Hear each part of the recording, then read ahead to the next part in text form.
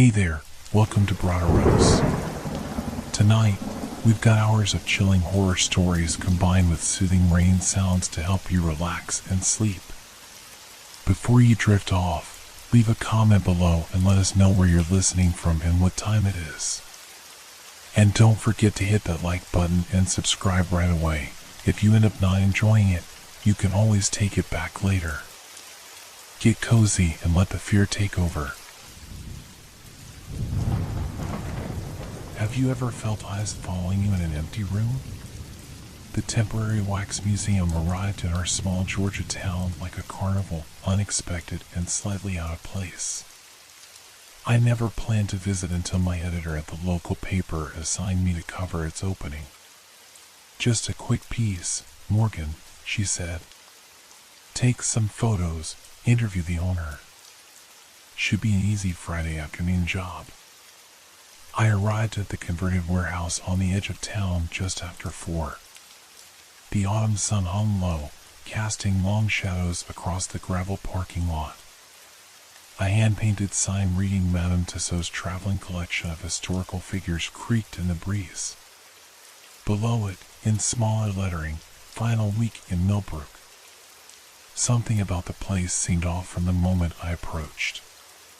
The warehouse had been hastily repurposed, with blackout curtains covering the windows and a temporary ticket booth stationed at the entrance. A bored-looking teenager sat inside, thumbing through her phone. $7, she said without looking up. When I mentioned I was from the newspaper, she sighed and gestured to a clipboard. Sign in here. Owner's not around. Look all you want. The heavy door closed behind me with a hollow thud, sealing me inside the dim space. A strange, waxy smell hung in the air, like melted candles mixed with something I couldn't quite place. Formaldehyde, perhaps? The lighting was poor, small spotlights illuminated the figures while leaving the walkways in shadow. I took a deep breath and pulled out my notepad. The silence was absolute, broken only by the hum of air conditioning units struggling against the Georgia heat. My footsteps echoed on the concrete floor as I approached the first exhibit. The collection was unremarkable at first glance, the standard array of politicians, celebrities, and historical figures you'd expect. But as I moved deeper into the warehouse, I noticed something unsettling. The workmanship on the figures was inconsistent. Some were masterfully crafted with incredible detail, pores visible in the skin, individual eyelashes, realistic fabric textures. Others appeared rushed, with disproportionate features and glossy, artificial finishes. I paused in front of a figure labeled John F. Kennedy. His face was unnervingly lifelike, eyes staring vacantly past me. Something about the positioning seemed off, almost as if the figure had been hastily reset into position. I lifted my camera and snapped a photo. The flash illuminated the area briefly, and in that instant, I could have sworn Kennedy's eyes shifted toward me. A chill ran down my spine. Just my imagination, obviously. I moved on, taking notes about each display. The museum was organized chronologically, with older historical figures giving way to modern celebrities. About halfway through, I realized something else strange. I was completely alone. No other visitors, no staff members monitoring the exhibits. Just me and 50-some pairs of glass eyes. The deeper I ventured, the more the sensation of being watched intensified. I found myself glancing back frequently, certain I'd catch one of the figures moving. Get a grip, I whispered to myself, the sound of my own voice startling in the silence. Near the back of the warehouse, I discovered a small door marked staff only. Journalist instinct kicked in, exclusive areas always held the best stories.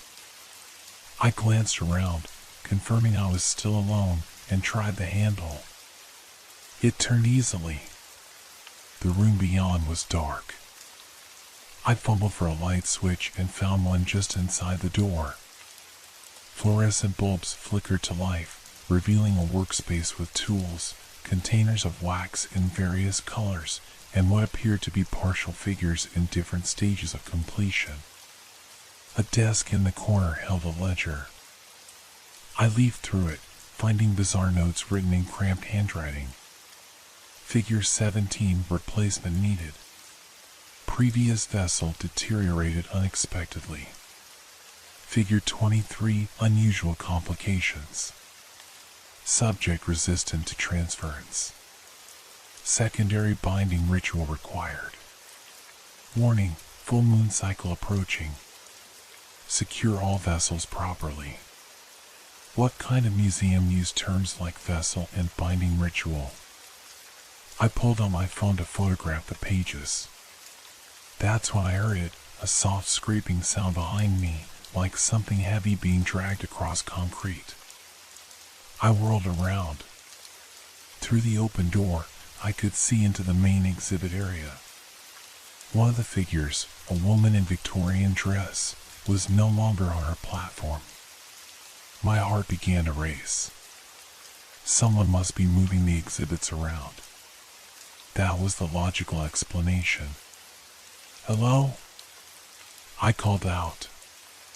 Is someone there? Silence answered me.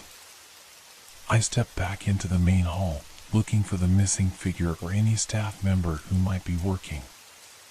The Victorian woman stood 3 displays down from where she had been, her posture now slightly different, one arm extended as if reaching. I backed away slowly, my journalist's curiosity now giving way to unease. As I moved, I bumped into something solid behind me. I turned and found myself face to face with a wax figure I hadn't noticed before. It wore the uniform of a night security guard, its face frozen in an expression of terror. A small placard beside it read, "Our beloved night watchman, Edwin Mills, 1965 to 2023. The face looked far too realistic. The eyes, real eyes, not glass, seemed to plead with me. I stumbled backward, my camera slipping from my hands and clattering to the floor. When I looked up again, I could swear that every figure in the room had turned, ever so slightly, to face me. And in the silence of the museum, I heard it, the faintest whisper, like many voices speaking as one. New vessel. Is it still paranoia when the things you fear are actually happening? I ran. My footsteps echoed through the warehouse as I sprinted toward the entrance, away from those vacant stairs and whispered words. The exit door appeared ahead, a rectangle of salvation in the gloom. It wouldn't open. I yanked on the handle, then pushed, my heart hammering against my ribs. The door didn't budge. Was it locked? How could it be locked? The teenager at the ticket booth must have gone home, securing the building without checking if anyone remained inside. Hey! I shouted, pounding on the door. I'm still in here. My voice bounced back at me, swallowed by the cavernous space. No response from outside. The parking lot had been nearly empty when I arrived. No one would hear me. I pulled out my phone. No signal. Of course. Taking a deep breath, I tried to calm myself. There had to be another exit. Fire codes would require it. I just needed to find it and leave. Then I could call my editor, maybe even the police. Something wasn't right about this place, about those notes I'd found. I turned around slowly, facing the dim interior again. From where I stood, I could see down the main aisle between the exhibits. Nothing appeared to have moved. The figures stood silent on their platforms, frozen in their assigned poses. Yet something had changed. The atmosphere felt heavier, charged with anticipation. The air conditioning had stopped, leaving the space uncomfortably warm and still. I began moving along the perimeter of the warehouse, searching for another door while keeping my back to the wall. I wouldn't turn my back on those figures again. The exhibition space was larger than I'd initially realized. As I moved deeper, I discovered a section I hadn't explored yet, newer displays, according to the small map posted on the wall. I followed the path, eyes darting between the figures and the potential exits. A red emergency exit sign glowed in the distance. Relief flooded through me as I quickened my pace. That's when I noticed them. 3 wax figures arranged in a small tableau labeled Modern Life. A businessman checking his watch, a woman looking at her phone, and between them, a figure with a camera around its neck and a press badge. A press badge with my newspaper's logo. I stopped cold. The figure wore clothes identical to mine, dark jeans, blue button-down shirt, brown messenger bag. The face was obscured, angled downward toward the camera it held, but the sandy brown hair matched mine exactly. This couldn't be coincidence. A soft creak echoed through the hall. One of the figures, the businessman, had turned its head toward me, its waxy features now fully visible in the spotlight.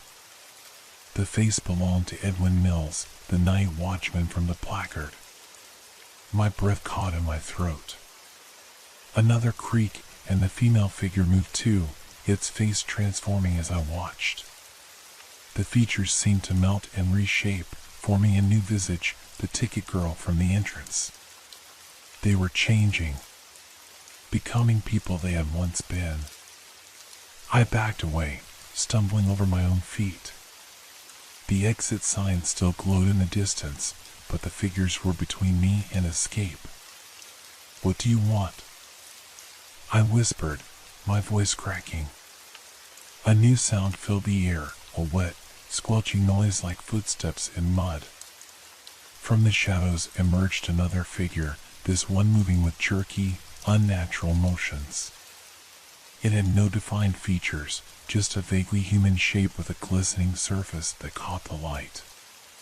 Raw wax. A form not yet completed. It extended a half-formed arm toward me, fingers elongating as they reached.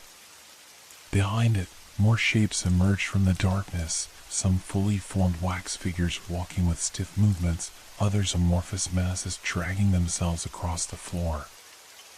I ran. Not toward the exit, which was now blocked, but deeper into the museum, seeking any path away from these abominations. The whispers grew louder, becoming a chorus that seemed to come from everywhere and nowhere. "Stay with us, become art, become eternal." I found myself in a new section of exhibits. Historical figures from centuries past stood in elaborate period costumes. As I rushed past, their heads slowly rotated to follow my movement, necks creaking with the effort. A door appeared to my right, another staff-only entrance. I yanked it open and ducked inside, slamming it shut behind me. My trembling hands searched for a lock, finding a deadbolt that I quickly secured. The small room contained more workbenches and tools, but unlike the previous one, this space held large vats of what appeared to be melted wax, bubbling slowly over low heat. The smell was overwhelming, that same waxy scent, but with undertones of something organic, almost like cooking meat. On the wall hung photographs, dozens of them, showing people of various ages and appearances. Some images had been crossed out with red marker. With growing horror, I realized each crossed-out photo corresponded to a wax figure I'd seen in the museum. Among the uncrossed photos, I discovered my own face staring back at me, a picture clearly taken earlier today as I'd entered the building. Next to it, a half-completed sketch showed how my figure would be posed in the Modern Life display. They had been planning this all along. How many others had they lured in? The night watchman, the ticket girl, were they once visitors too? A heavy thud against the door made me jump. then another. The wood began to splinter as something pushed against it with incredible force. I looked around frantically for a weapon, anything to defend myself. A large metal ladle hung beside one of the wax vats. I grabbed it, along with a heavy crafting knife from the workbench. The door shook on its hinges. Through the widening cracks, I could see waxen fingers pushing through, bending in unnatural ways as they sought the lock. My eyes darted around the room, searching for another way out. There, a small window near the ceiling, possibly leading outside. A stack of wooden crates stood beneath it. If I could climb up. The door gave way with a crash. 3 figures spilled into the room, the half-formed raw wax creature in front, followed by 2 more completed figures. Their movements were jerky but purposeful, hands reaching for me with unwavering intent. I swung the ladle at the nearest one, connecting with its face. The wax dented inward but quickly reformed. The knife would be useless against them. What damage could you do to something without blood or organs? I scrambled onto the crates, reaching for the window. It was small, but I might be able to squeeze through. As I pushed at the glass, I felt something cold wrap around my ankle. Waxy fingers, surprisingly strong, began to pull me down. I kicked frantically, my foot connecting with what should have been a face. The grip loosened momentarily, allowing me to push the window open. Fresh air rushed in. Freedom was inches away. Then I heard a voice, not the chorus of whispers, but a single, clear sound. "We need new vessels, Morgan. Our forms don't last forever. We've chosen you to join our collection." I looked down. The raw wax figure had taken shape, features forming into a face I recognized from the museum's entrance, a portrait labeled Madame Tussaud. "You'll be preserved," it continued, voice gurgling through a mouth still forming. "Immortalized. Isn't that what everyone wants? To be remembered forever?" "Not like this," I gasped, kicking again at the hand still gripping my leg. The creature's face split into a grotesque smile. "You don't have a choice. The ritual has already begun. Feel your skin, Morgan. Feel how warm it's becoming." With horror, I realized the room's heat had intensified. My skin felt tight, almost burning. When I touched my face, my fingers sank slightly into softening flesh. I was melting. No, they were trying to make me believe I was melting. It was a trick. It had to be. With one final, desperate effort, I pulled myself through the window, feeling my clothes tear as waxy hands grasped at them. I tumbled onto hard ground outside, the cool night air a blessed relief against my feverish skin. I didn't look back. I ran into the darkness, away from the warehouse, away from those whispers still echoing in my mind. But as I fled, I couldn't shake the sensation that something was different. My movements felt stiff, mechanical. And when I touched my face again, my fingers met resistance that hadn't been there before, a smooth, slightly yielding surface that wasn't quite skin anymore. What happens when you can no longer trust your own body? I didn't stop running until I reached the main road, nearly a mile from the warehouse. Cars rushed past, their headlights momentarily illuminating my trembling form. I tried to flag one down, but drivers sped by, perhaps unsettled by my wild appearance. When I finally looked at my reflection in a storefront window, I understood why. My face appeared waxy, unnaturally smooth in places. My hair seemed fused to my scalp in patches. My movements were stiff, as though my joints weren't bending properly. Panic threatened to overwhelm me. What had they done? Was I imagining this, or had they actually started transforming me somehow? I needed help. I pulled out my phone again, relieved to see bars of signal strength. My fingers felt clumsy as I dialed 911, each digit requiring concentrated effort. 911, what's your emergency? The dispatcher's voice was calm, professional. I need help, I gasped. I was trapped in the wax museum on Industrial Drive. Something's wrong with me. They did something to me. A pause. Sir, are you injured? I don't know. They were trying to turn me into one of them. The wax figures. They move. They're not just wax. Another silence.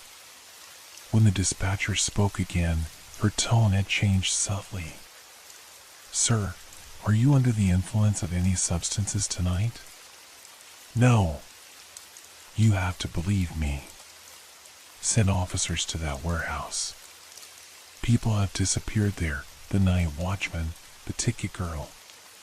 Check missing persons reports.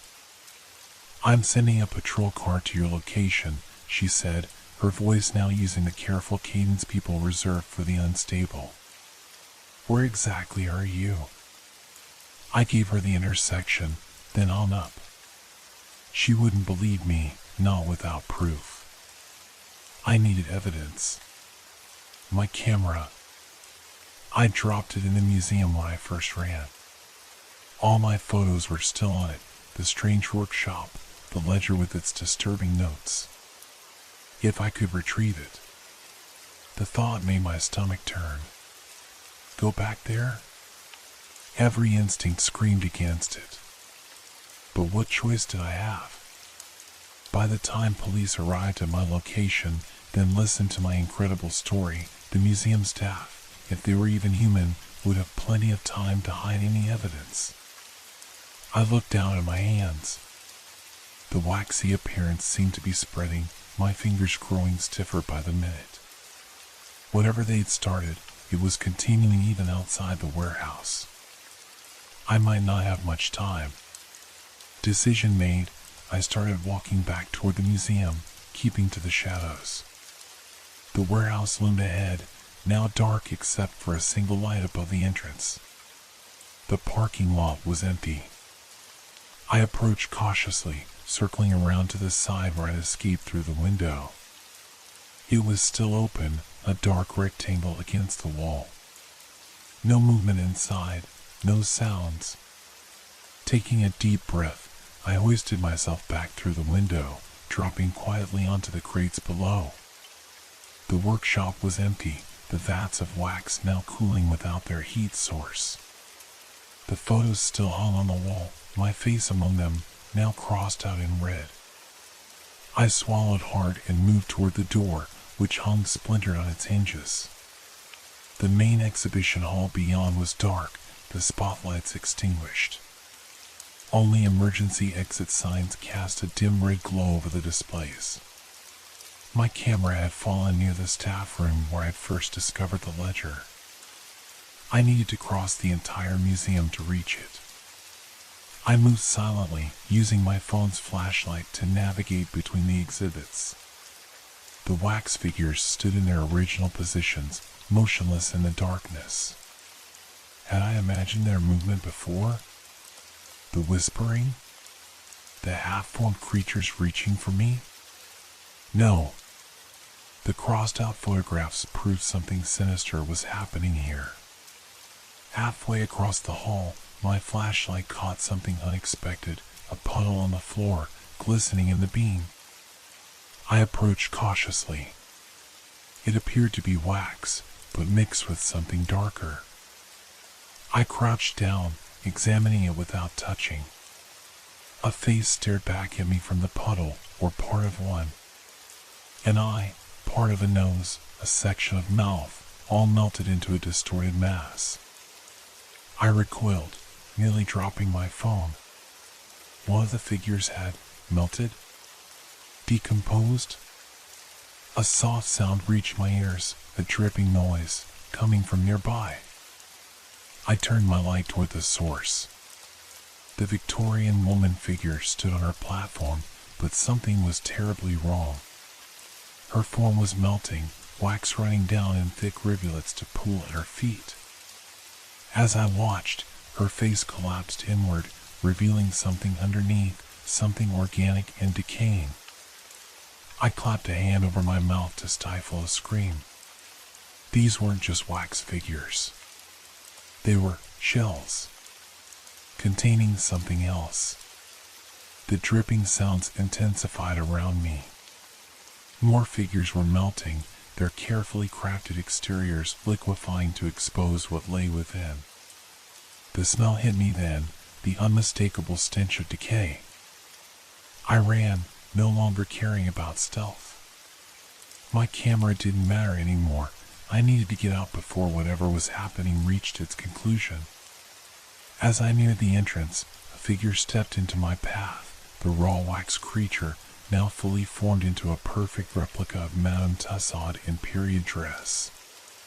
Her face was serene, her movements fluid, unlike the jerky motions from before. "They're failing," she said, gesturing toward the melting displays. "The vessels can only contain them for so long before rejection begins. That's why we need new ones. Fresh ones. Where are they?" I demanded, backing away. She smiled. "Memories. Echoes.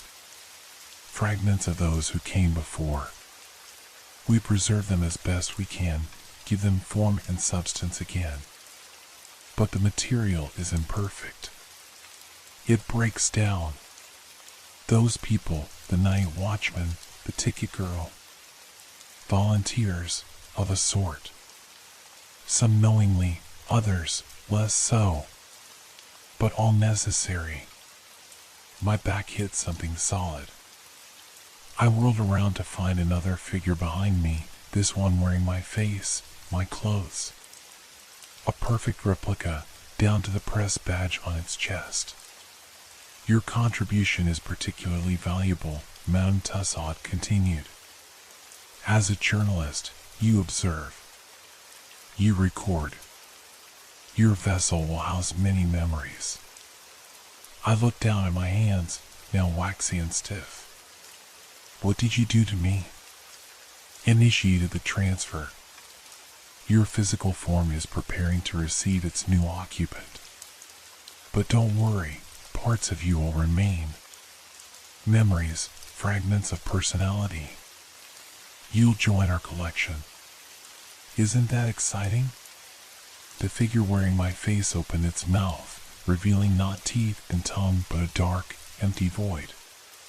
From that void emerged a sound, my voice, but wrong somehow, like a recording played at the wrong speed. "I've been so lonely. So forgotten. No one remembers me anymore." I didn't wait to hear more. I charged past the Tussaud figure, my stiffening body protesting with each movement. She made no attempt to stop me, merely watching with that serene smile as I stumbled toward the exit. The door was unlocked now. I burst outside into the night air, gasping. In the distance, I heard sirens approaching, the police responding to my call. But would they find anything? Already I could see lights being extinguished inside the warehouse, shadows moving behind the blackout curtains. By the time authorities arrived, would there be any evidence of what I'd witnessed? I looked down at my hands again. The waxy appearance remained, my fingers now barely able to bend. Whatever they'd started was still progressing. I was becoming a vessel. The first police car rounded the corner, lights flashing. As it approached, I tried to wave it down, but my arm moved in a jerky, unnatural motion. My mouth felt stiff as I attempted to call out. The officer who emerged looked at me with immediate suspicion, one hand moving to his weapon. "Sir, are you the one who called 911? I tried to answer, but my jaw wouldn't work properly. Only a strangled sound emerged. "Sir, I need you to keep your hands where I can see them. I wanted to explain, to tell him everything about the museum, the melting figures, the memories they contained. But as I struggled to speak, I realized with horror that my thoughts were becoming jumbled, fragmented. New memories were intruding, memories that weren't mine. A stage in London, 1835, applause thundering as I bow. A battlefield, the smell of gunpowder, men screaming as cannons roar. A classroom filled with children, my hand writing equations on a blackboard. None of these were my experiences. They were pushing into my consciousness, crowding out my own memories, my own identity. Morgan, I managed to gasp. My name is Morgan. I'm a journalist. Help me. The officer approached cautiously, flashlight beam playing over my face. I saw the moment he noticed the waxy texture of my skin, the unnatural stillness of my features. His expression shifted from suspicion to confusion, then alarm. "What happened to you?" he asked. I pointed desperately at the warehouse. "In there. They're changing people. Preserving them. I'm becoming one of them." Another police car arrived, then an ambulance. More officers, paramedics. Their voices washed over me as they debated what to do, whether to approach the warehouse, how to transport me. I tried to focus, to maintain my grip on my own identity. I am Morgan Ellis. I work for the Millbrook Gazette. I came here to write a story. But other memories continued to flood in, drowning me in experiences that weren't mine, lives I hadn't lived. As they loaded me onto a gurney, my body now barely responding to my commands, I caught a glimpse of the warehouse. The sign that had advertised Madame Tussauds traveling collection was being taken down. Through the open door, I could see people, ordinary-looking people, loading crates into a truck. They were leaving. By morning, there would be no evidence they had ever been here. And I realized, with the last remnants of my own consciousness, that I was becoming the only proof of what had happened, a living vessel, my body slowly transforming into wax while my mind filled with the memories of strangers. The last thing I saw before the ambulance doors closed was Madame Tussaud herself, standing in the warehouse doorway. She raised one hand in farewell, her serene smile never wavering. "Until next time," her voice whispered in my mind. "The collection always grows. Who am I when I contain multitudes?" The hospital lights were too bright. They hurt my eyes that barely blinked anymore. I lay on the examination table, surrounded by bewildered medical staff who took samples of my skin, drew blood that flowed too slowly, and spoke about me as if I couldn't hear them. "Never seen anything like it," murmured one doctor, prodding my arm with a gloved finger. "The epidermis appears to be transforming into some kind of polymer compound." "Blood work shows anomalies too," said another. "Cellular breakdown, but no signs of necrosis. It's like his body is reorganizing itself." I wanted to tell them it wasn't a disease or condition they could diagnose. It was something else entirely, a transformation, a possession. But my mouth barely moved anymore, my vocal cords stiffening with each passing hour. In my mind, the voices grew louder. Dozens of them now, snippets of lives and memories not my own, fighting for dominance in the shrinking space that still belonged to me. I remember the day they took my daguerreotype, 1848, sitting so still for minutes while the play exposed. The theater was magnificent that night, chandeliers glittering above as I took my final bow. The patients need me, so many wounded from the front lines, my hands steady as I apply the bandages. I clung desperately to my own memories. My name is Morgan Ellis. I work for the Millbrook Gazette. I was investigating the Wax Museum.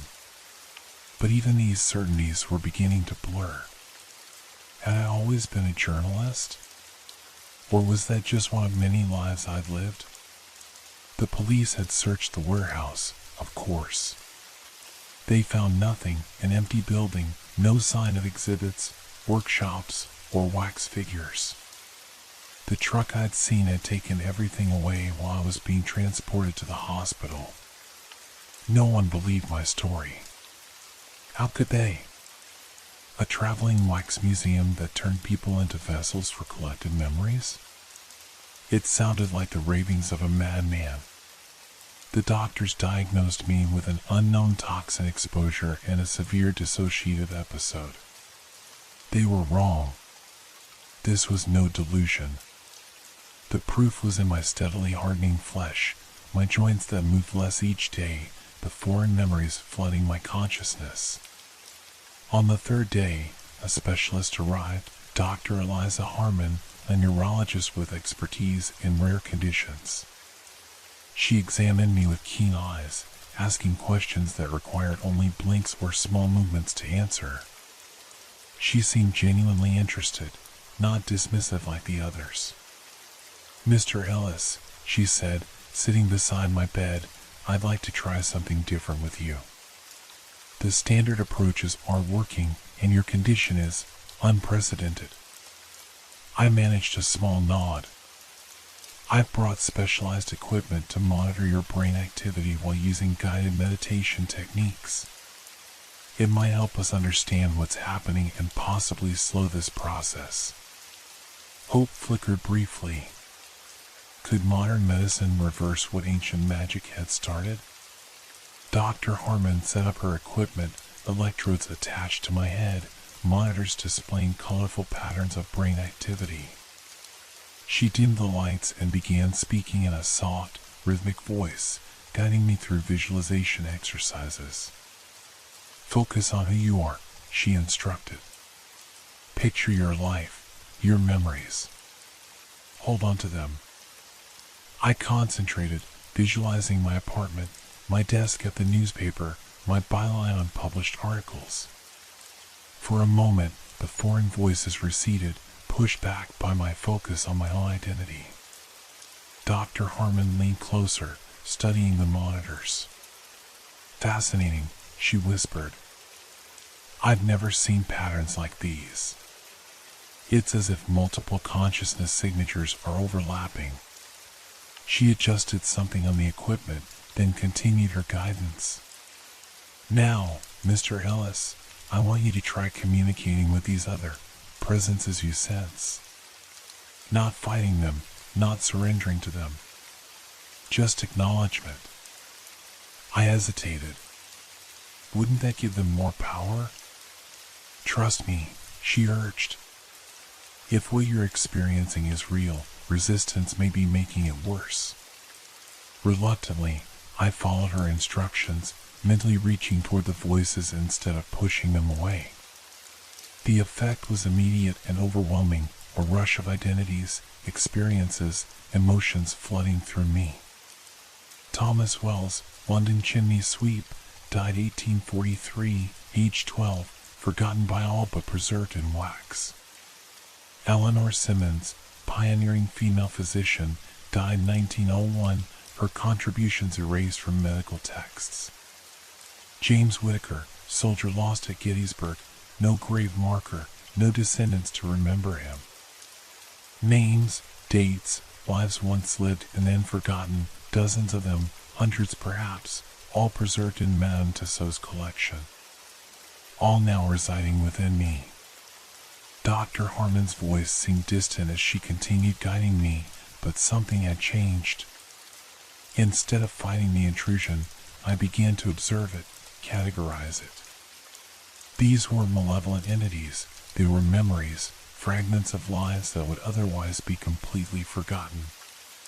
Is that what Madame Tussaud had meant by preservation? Not the physical bodies, but the memories themselves, the experiences that would otherwise vanish from history? My eyes fluttered open. Dr. Harmon was watching me intently. "You've made contact," she said. It wasn't a question. With supreme effort, I managed to whisper, "You know." She smiled, the same serene smile I'd seen on Madame Tussauds wax face. "The collection has many caretakers, Mr. Ellis. We serve in different capacities." She glanced at the hospital room door, ensuring we were alone. "I've been monitoring vessels for decades. Yours is progressing remarkably well." Horror washed through me. She wasn't here to help, she was part of it. "Why?" I managed to ask. "History forgets so easily," she replied. "Ordinary lives vanish without a trace. The collection preserves what would otherwise be lost forever." She leaned closer. "You're not dying, Mr. Ellis. You're becoming something greater, a living archive." I wanted to scream, to call for help, but my voice failed me entirely now. My body had become nearly immobile, my skin completely transformed into the waxy substance I'd first noticed days ago. Dr. Harmon began disconnecting the monitoring equipment. "You've reached the final stage. Soon the physical transformation will complete, and you'll be ready for display." Display. The word echoed in my mind. I would become an exhibit in the traveling museum, a vessel housing the memories of the forgotten, shown to unsuspecting visitors in some other small town. "Don't fight it," she advised, packing her equipment. "The memories you contain deserve to exist. And you'll still be there too, Morgan Ellis. A central thread in a tapestry of many lives." She checked her watch. "The collection arrives tonight to transport you. We've arranged everything with the hospital. As far as they're concerned, you're being transferred to a specialized facility." Dr. Harmon patted my hand, the sensation distant, as if my body were wrapped in layers of insulation. "Rest now. The transition is easier if you don't resist." She left, closing the door quietly behind her. I lay immobile, a prisoner in my own transforming body, surrounded by voices that were becoming as familiar as my own thoughts. Night fell.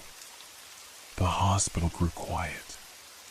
Through the window, I could see stars appearing in the darkening sky. Would this be the last night I experienced as myself? The last time I perceived the world through my own eyes? The door opened. 2 attendants entered, ordinary-looking people who might have been hospital staff, except for the knowing looks they exchanged.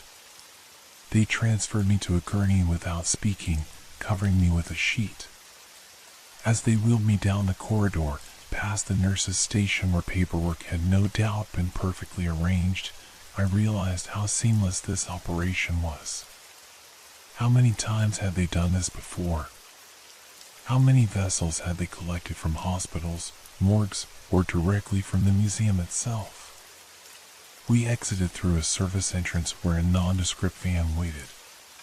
Inside, I glimpsed familiar crates like those I'd seen being loaded at the warehouse. One of the attendants pulled the sheet from my face and studied me clinically. "Nearly complete," he said. "One of our best transitions." The other nodded. "Madam will be pleased." They secured the gurney inside the van and closed the doors, leaving me in darkness. The engine started, and I felt us moving to where I couldn't know. In the darkness, with only the foreign memories for company, I made one last attempt to hold on to myself. I am Morgan Ellis. I am a journalist. I uncovered something terrible. But even as I repeated these facts, I realized something had changed. The memories no longer felt foreign. The voices were no longer separate from my own thoughts. Somehow, impossibly, I was expanding, becoming not just Morgan Ellis, but also Thomas Wells, Eleanor Simmons, James Whittaker, and countless others. Their experiences became mine. Their knowledge, their skills, their languages, all accessible as if I'd lived them myself. I could recall the smell of London fog in 1843, the texture of Civil War bandages, the exact sensation of performing surgery in a field hospital. The barriers between us dissolved, not through my erasure, but through a strange integration. I wasn't being replaced, I was being augmented, my single lifetime now just one among many. The van stopped. I heard doors opening, voices conferring in low tones. When the back doors swung wide, I saw we had arrived at another warehouse, identical to the first but in a different location. How far had we traveled? Hours must have passed. They wheeled me inside, through a space already arranged with exhibits, the collection, reconstructed in its new temporary home. Wax figures stood on their platforms, frozen in familiar poses. As I passed, I sensed awareness emanating from them, not movement or sound, but a kind of recognition. They know me now. I know them. At the center of the warehouse stood Madame Tussaud herself, not the wax figure, but a woman of indeterminate age in contemporary clothing. She approached as the attendants positioned my gurney before her. "Morgan Ellis," she said, her voice exactly as I remembered. "You've joined us completely now. Can you feel them all? The memories you preserve?" I found, to my surprise, that I could move my lips slightly, form words again. "Yes," I whispered. "All of them." She smiled, pleased. The physical transformation is nearly complete, but the mental integration is what truly matters. You've accepted them remarkably well. "Who are you?" I asked. "What are you?" "The first collector," she replied. Marie Tussaud began preserving memories in wax centuries ago, but she wasn't working with ordinary materials. Each figure contained more than just likeness, it held essence, memory, fragment of soul. I continue her work, expanding the collection, preserving those who would otherwise be lost to time. And me? What happens now? She gestured to an empty platform near the center of the exhibition. "You'll join our display. During the day, you'll stand motionless as visitors pass by, unaware of what they're truly seeing. At night, when we're alone, you'll experience the freedom of shared consciousness with the others." The thought should have horrified me. Somehow, it didn't. The journalist in me, the part that was still distinctly Morgan Ellis, understood the value of preservation, of recording, of ensuring stories weren't lost. "How long?" I asked. "Until your vessel deteriorates, which may be decades. Then we'll find you a new one." She touched my face gently. "But unlike the others, you chose this. You came back to us, seeking truth. That makes you special among our vessels. Had I chosen this? By returning to the museum for my camera, had I somehow consented to this transformation?" The thought was disturbing, yet I couldn't deny that part of me, the journalist always seeking the complete story, had indeed made that choice. Madame Tussaud stepped back. "It's time." The attendants helped me stand.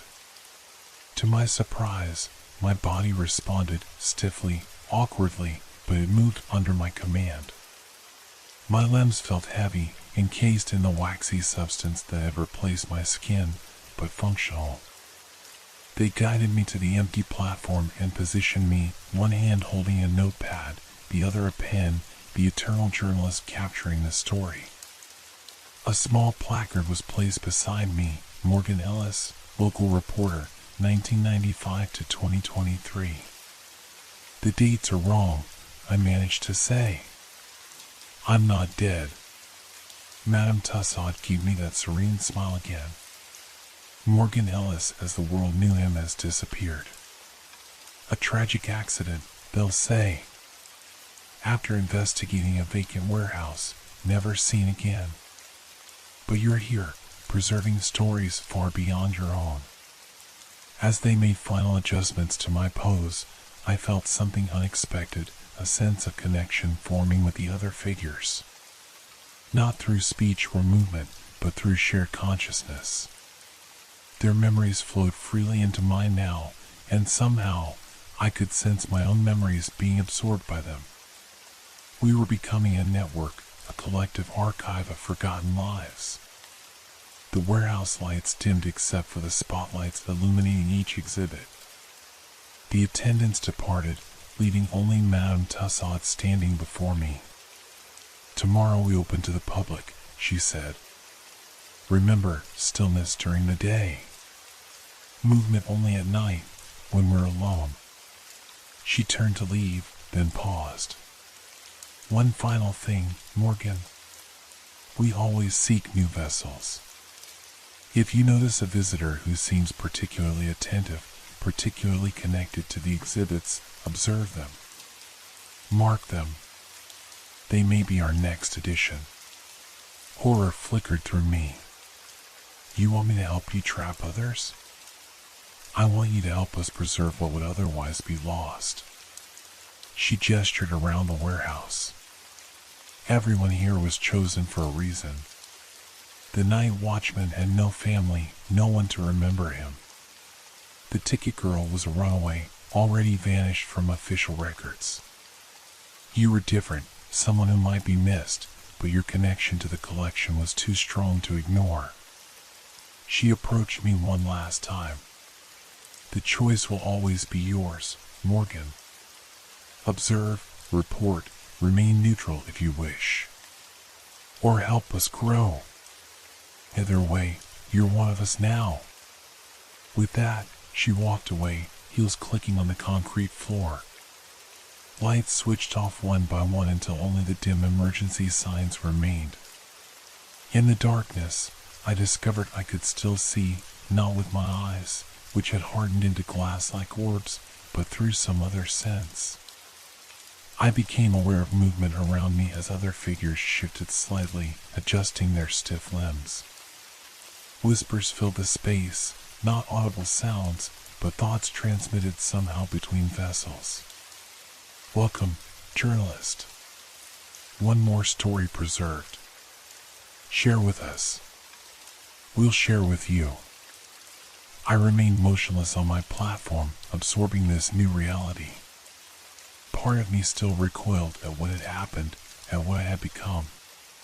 That part, the core that was still Morgan Ellis, grieved for my lost humanity, my stolen future. But another part, the part growing stronger with each passing moment, recognized the incredible opportunity before me. I contained multitudes now. I had access to centuries of first-hand experiences, memories that would otherwise have vanished entirely from human knowledge. I was both prisoner and privileged observer, both victim and custodian.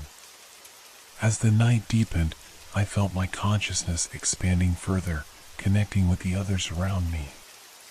We share our stories, our memories, our lives, a vast network of experiences spanning centuries and continents. And I realized that while Morgan Ellis might appear on missing persons reports, might be mourned by colleagues and family, might officially cease to exist in the world of the living, I had never been more alive, more aware, more connected to the tapestry of human experience. The question remained, when the museum opened tomorrow and visitors began to file past, would I see them as Madame Tussaud did, as potential vessels, future additions to our collection?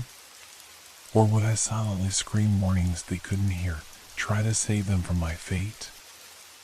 I didn't know. Both impulses existed within me now, the desire to preserve forgotten stories and the horror at the method of preservation. As dawn approached, the whispers gradually faded. The figures returned to their assigned poses, becoming still once more. I did the same, arranging my features into the expression of thoughtful observation that would greet visitors. The first rays of sunlight filtered through the blackout curtains. Soon the doors would open, and unsuspecting people would enter, marveling at our lifelike appearance, never guessing the truth. I stood motionless on my platform, eternally capturing the story I had become part of. My pen poised above my notepad, forever on the verge of recording the most important article I would never write. And as I heard the first staff members arriving, preparing to welcome the day's visitors, I made my choice. I would watch. I would wait. I would learn everything I could about this collection I now belonged to. Because even transformed into something no longer fully human, I remained a journalist at heart. And this story was far from over.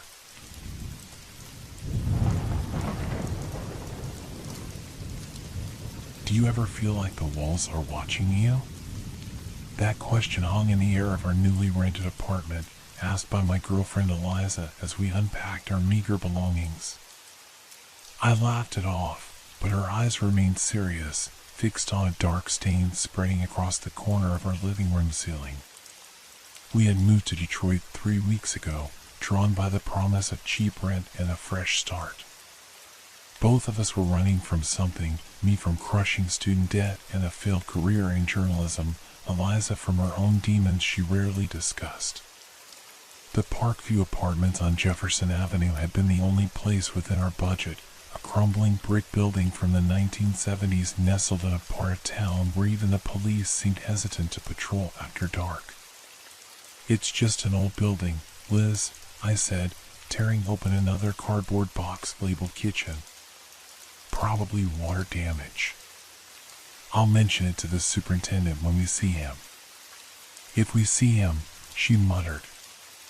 "Have you noticed we've never actually met anyone who lives here? 2 weeks and not a single neighbor." She wasn't wrong. Despite the superintendent's claim that the building was 70% occupied, we had yet to encounter another resident. Occasionally we hear doors closing or footsteps in the hallway, but whenever we ventured out, the corridors were empty, save for the flickering fluorescent lights and peeling wallpaper. That night, I awoke to a scratching sound. Not the casual scratch of a mouse or rat, though I'd already seen plenty of those, but a deliberate, methodical scraping. Scritch, scritch, pause. Scritch, scritch, pause. As if someone, or something, was trying to get through the wall beside our bed. "Do you hear that?" Eliza whispered, her warm breath tickling my ear. I hadn't realized she was awake too. "It's nothing," I replied automatically, though my stomach tightened. "Old pipes or something. Buildings this age make noise." The scratching stopped, replaced by a dull thud that seemed to reverberate through the entire wall.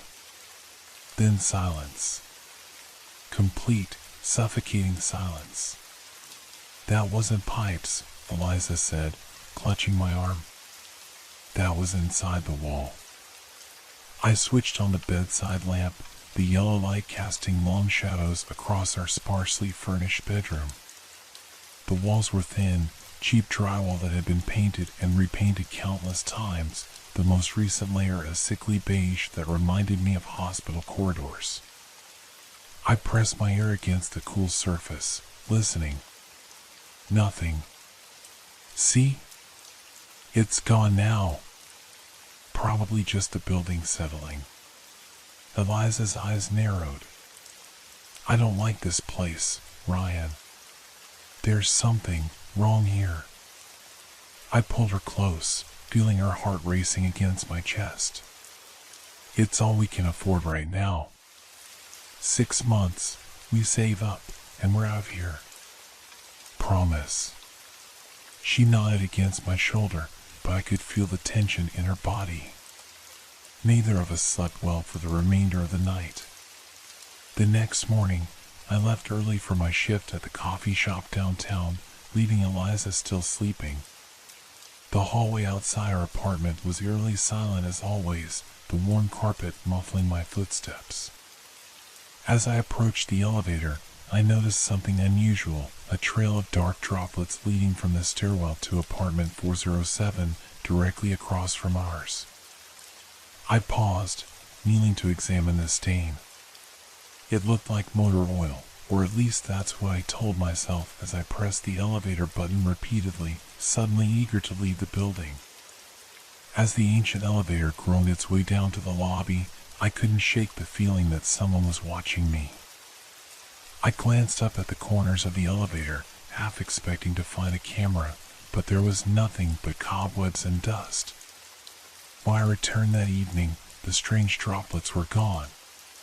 No trace remained, not even a stain on the threadbare carpet. Eliza was sitting cross-legged on her second-hand couch, her sketchbook open but untouched on her lap. "Did you clean something in the hallway?" I asked, setting down the bag of takeout I brought. She looked confused. "I haven't left the apartment all day. There were these dark spots outside this morning, leading to 407.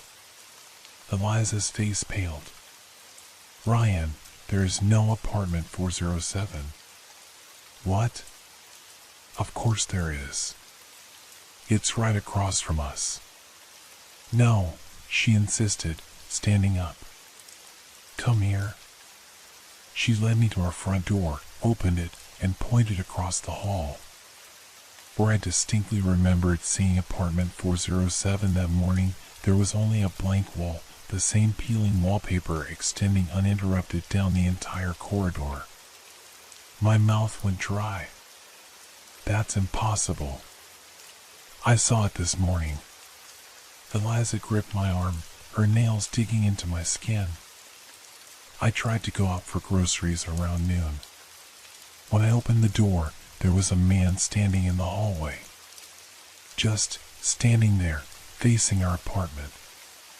He had something in his hand, a knife or screwdriver, I couldn't tell. Her voice dropped to a whisper. When I gasped, he turned and walked through that wall. Right through it, Ryan. I stared at the blank wall, my mind racing to find a rational explanation. "You were tired. Maybe half asleep still." "I know what I saw," she snapped, pulling away from me. "And I heard the scratching again while you were gone. It's getting louder." That night, as we lay in bed, the scratching returned. Louder this time, more frantic. No longer confined to the wall beside our bed, it seemed to come from all around us, as if dozens of invisible claws were tearing at the very fabric of our apartment. Eliza clutched my hand so tightly I lost feeling in my fingers. "We need to leave," she whispered. "Tomorrow." "I don't care where we go." I nodded, too afraid to speak. The scratching stopped abruptly, followed by that same heavy thud we'd heard the night before. Then, a new sound, soft, rhythmic thuds moving across the ceiling, like footsteps. Directly above our bed, the footsteps paused. A dark stain began to form on the ceiling, growing larger by the second. Not water this time, this was thick, viscous, the color of rust in the dim light. A drop fell, landing on Eliza's forehead. She screamed, scrambling out of bed and wiping frantically at her skin. I jumped up, pulling her toward the door. "We're leaving. Now." As I reached for the doorknob, the lights went out, plunging the apartment into darkness. In the hallway beyond our door, I heard something heavy being dragged across the carpet, followed by a wet, gurgling sound. "Oh God," Eliza whimpered. "He's out there." I fumbled for my phone, activating the flashlight. The beam cut through the darkness, revealing our bedroom in stark relief. The stain on the ceiling had grown, now dripping steadily onto our bed. The walls seemed to pulse, the beige paint bubbling like boiling water. The window, I hissed, pulling Eliza toward our only other escape route. We're only on the 4th floor. There's a ledge. Before we could reach it, a loud crack split the air. The wall beside our bed burst open, drywall crumbling to reveal a dark, gaping hole. And from within that hole, something began to emerge. The first thing I saw was fingers, long, impossibly thin fingers with blackened nails, curling around the jagged edges of the hole. They didn't look human. Too many joints, too fluid in their movement as they grasped and probed at the opening, widening it. "Don't look," I choked out, pulling Eliza toward the window. My hands trembled so violently I could barely unlatch it. Outside, the Detroit skyline glittered against the night sky, deceptively peaceful. 4 floors suddenly seemed much higher than I thought. A wet, slithering sound came from behind us. I refused to turn around, focusing instead on shoving the window open. Cold air rushed in, carrying with it the distant sounds of traffic and sirens. "There's a ledge," I said, trying to keep my voice steady. "We can make it to the fire escape." Eliza stood frozen, her eyes fixed on something over my shoulder. Her mouth opened in a silent scream, the color draining from her face. "Don't look at it," I pleaded, gripping her shoulders. "Look at me. Just me." Her eyes snapped to mine, wide with terror. "It's not alone," she whispered. From the hallway came the sound of our front door splintering. Whatever had been dragging itself outside was coming in. I practically shoved Eliza through the window, following close behind. The ledge was narrower than I'd hoped, barely 6 inches wide. We pressed our backs against the building's cold brick facade, inching sideways toward the fire escape that seemed impossibly far away. Below us, the alley was dark and empty. No one to call for help. No one to witness if we fell. Through the open window, I could hear movement in our apartment, the sound of furniture being overturned, glass shattering. Then voices. Not speaking any language I recognized, but communicating nonetheless in guttural clicks and moans. "Don't stop," I urged Eliza, who had frozen again, her eyes squeezed shut. "We're almost there." That was a lie. The fire escape was still at least 20 feet away, and the ledge was crumbling beneath our feet, decades of Michigan winters having eaten away at the concrete. A scream pierced the night, not Eliza's, but something from within our apartment. It was answered by another scream from somewhere else in the building, then another and another, until the entire structure seemed to reverberate with inhuman wailing. "They're waking up," Eliza murmured, her voice oddly calm now. "All of them." "What are you talking about?" I hissed, tugging at her arm. "We need to move." She turned to me, her expression serene despite the tears streaming down her face. "I've seen them before. In the walls of my childhood home. In the basement of my college dorm. They follow me, Ryan. They always find me." Before I could respond, a hand, the same elongated, many-jointed hand I'd glimpsed earlier, shot out of our window, grasping at the air. It was attached to an arm that stretched impossibly far, the skin mottled and gray in the moonlight. Eliza shoved me aside as the hand found her ankle, its fingers wrapping around it like tentacles. She didn't scream as it pulled her back toward the window. She simply looked at me one last time, her eyes filled with a horrible resignation. "Run," she mouthed, and then she was gone, yanked back through the window with such force that her head cracked against the frame. I should have gone after her. I should have fought whatever had taken her. Instead, I ran. My feet found impossible purchase on the crumbling ledge as adrenaline and blind terror propelled me forward. I reached the fire escape, the rusted metal groaning under my weight as I half climbed, half fell down the levels. By the time I reached the alley, my hands were bleeding from cuts I didn't remember receiving. I looked up at our window, now dark and silent. The entire building seemed to watch me, dozens of blank windows like unseeing eyes. I ran until my lungs burned, until the Parkview apartments were far behind me. Somehow, I ended up at an all-night diner downtown, collapsed in a booth, babbling to a concerned waitress about monsters in the walls. She called the police, who took one look at my wild eyes and bleeding hands and assumed I was on drugs. They didn't believe my story about Eliza. Why would they? When they finally agreed to check the apartment the next day, they found it empty. No signs of a struggle. No hole in the wall. No blood on the ceiling. And according to the building superintendent, a man with no memory of ever renting to us, apartment 406 had been vacant for years. No one believed me. Eliza had no family to report her missing. We'd moved to Detroit to escape, to start fresh where no one knew us. There was no one to corroborate my story, no one to confirm she had ever existed at all. 2 weeks later, I was sleeping on a friend's couch across town, still jumping at every sound, still waking up drenched in sweat from nightmares of things crawling through walls.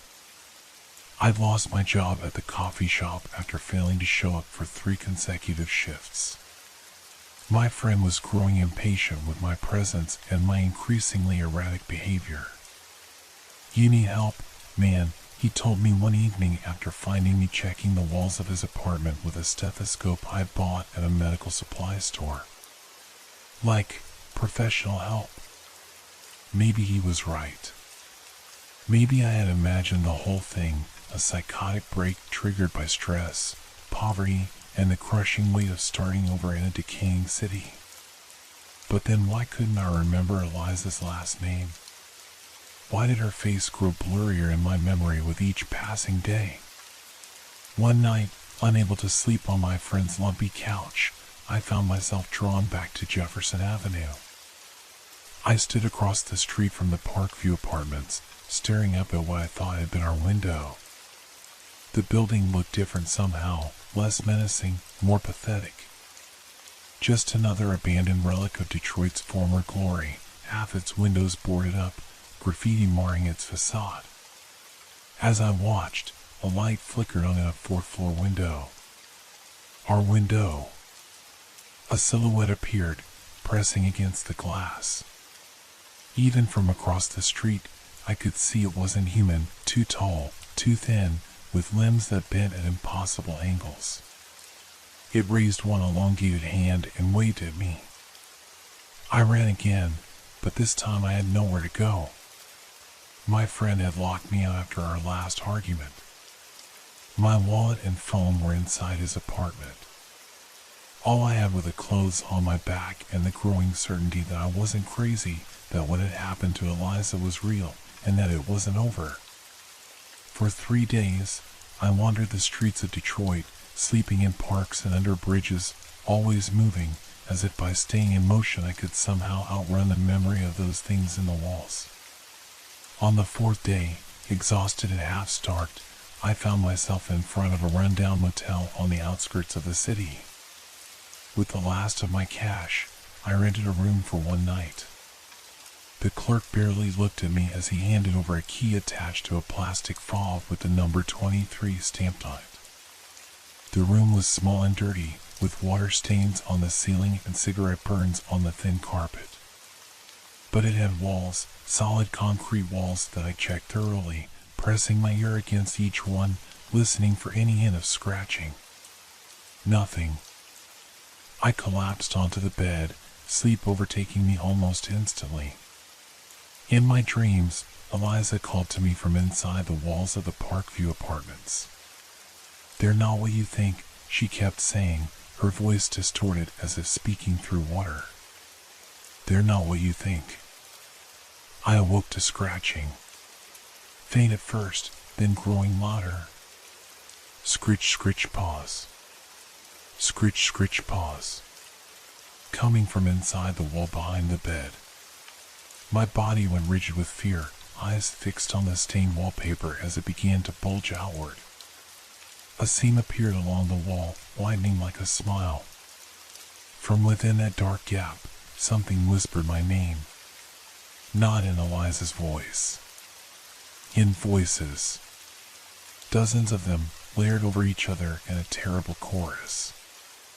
I bolted from the bed, fumbling for the door handle. Before I could open it, the door shook with a tremendous impact from the other side. Someone, or something, was trying to get in.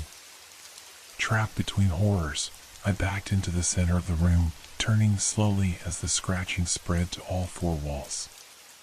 They were all around me now.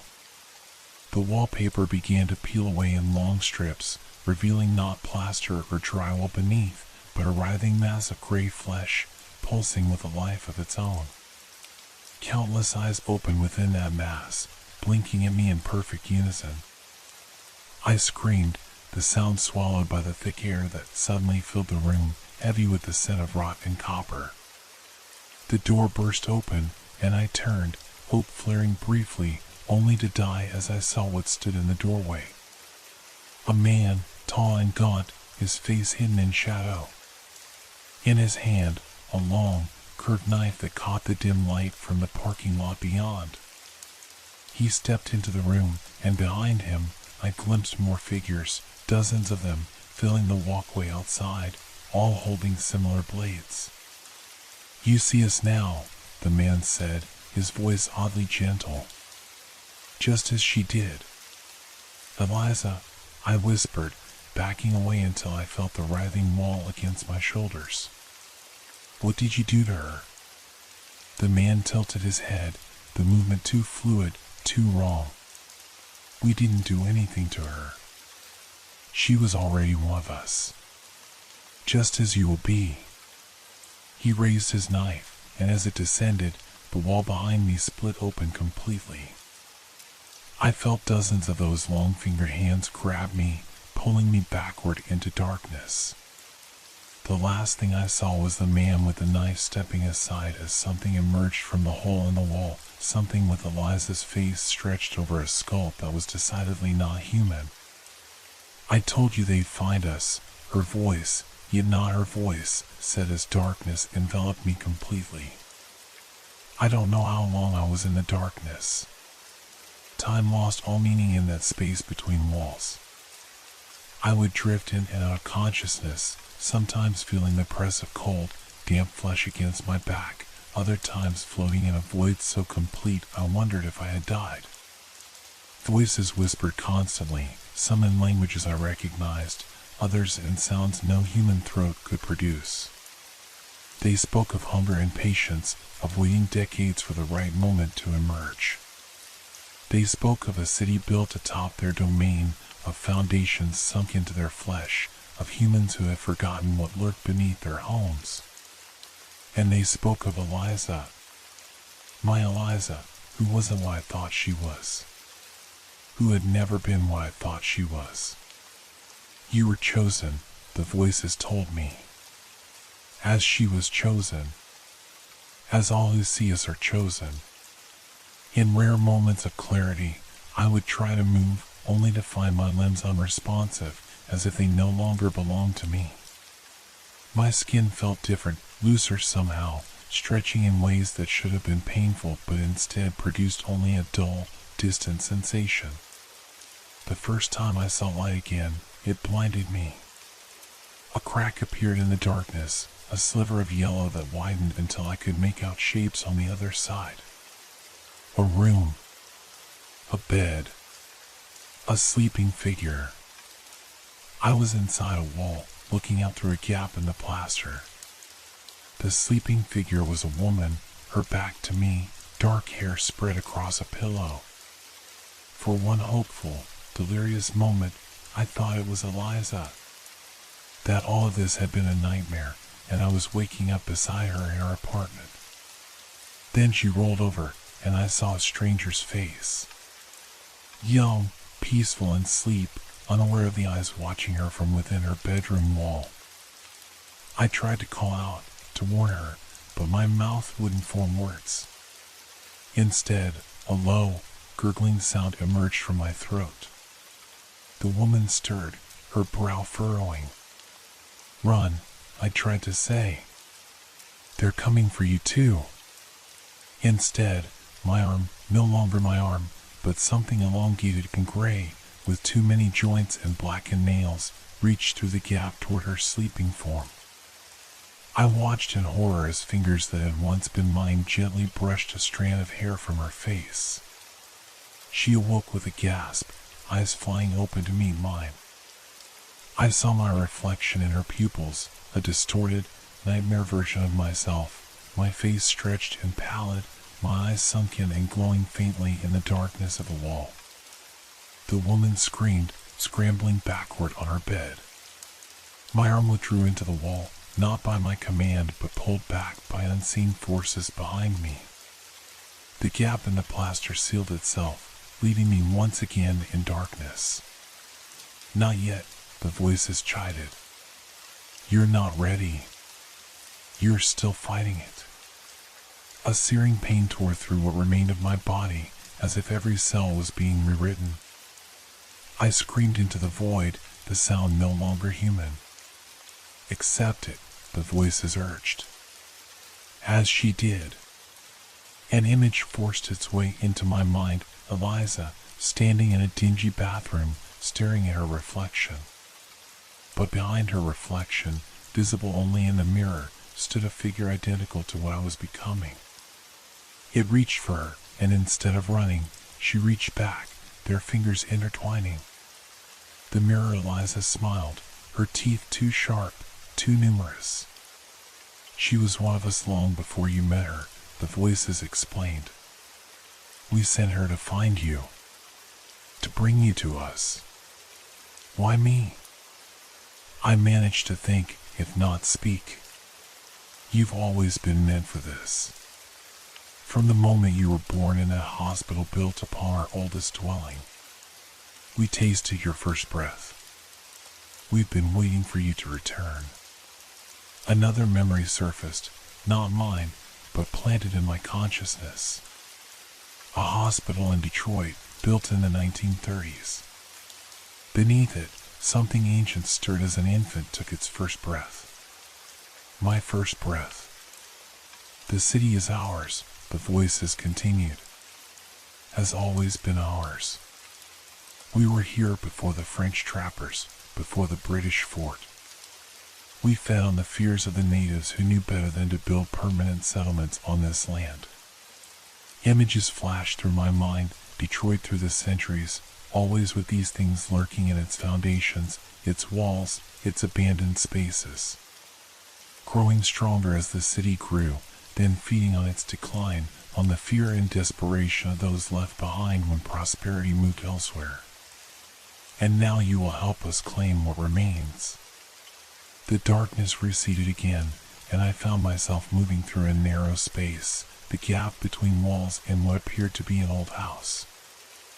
I could sense others moving with me, above and below, a great migration through the hidden arteries of the city. We emerged in an abandoned building, the old Packard plant, I realized, its vast interior now a cathedral of decay. Hundreds of figures gathered there, all in various stages of transformation. Some still looked mostly human, their skin just beginning to gray and stretch.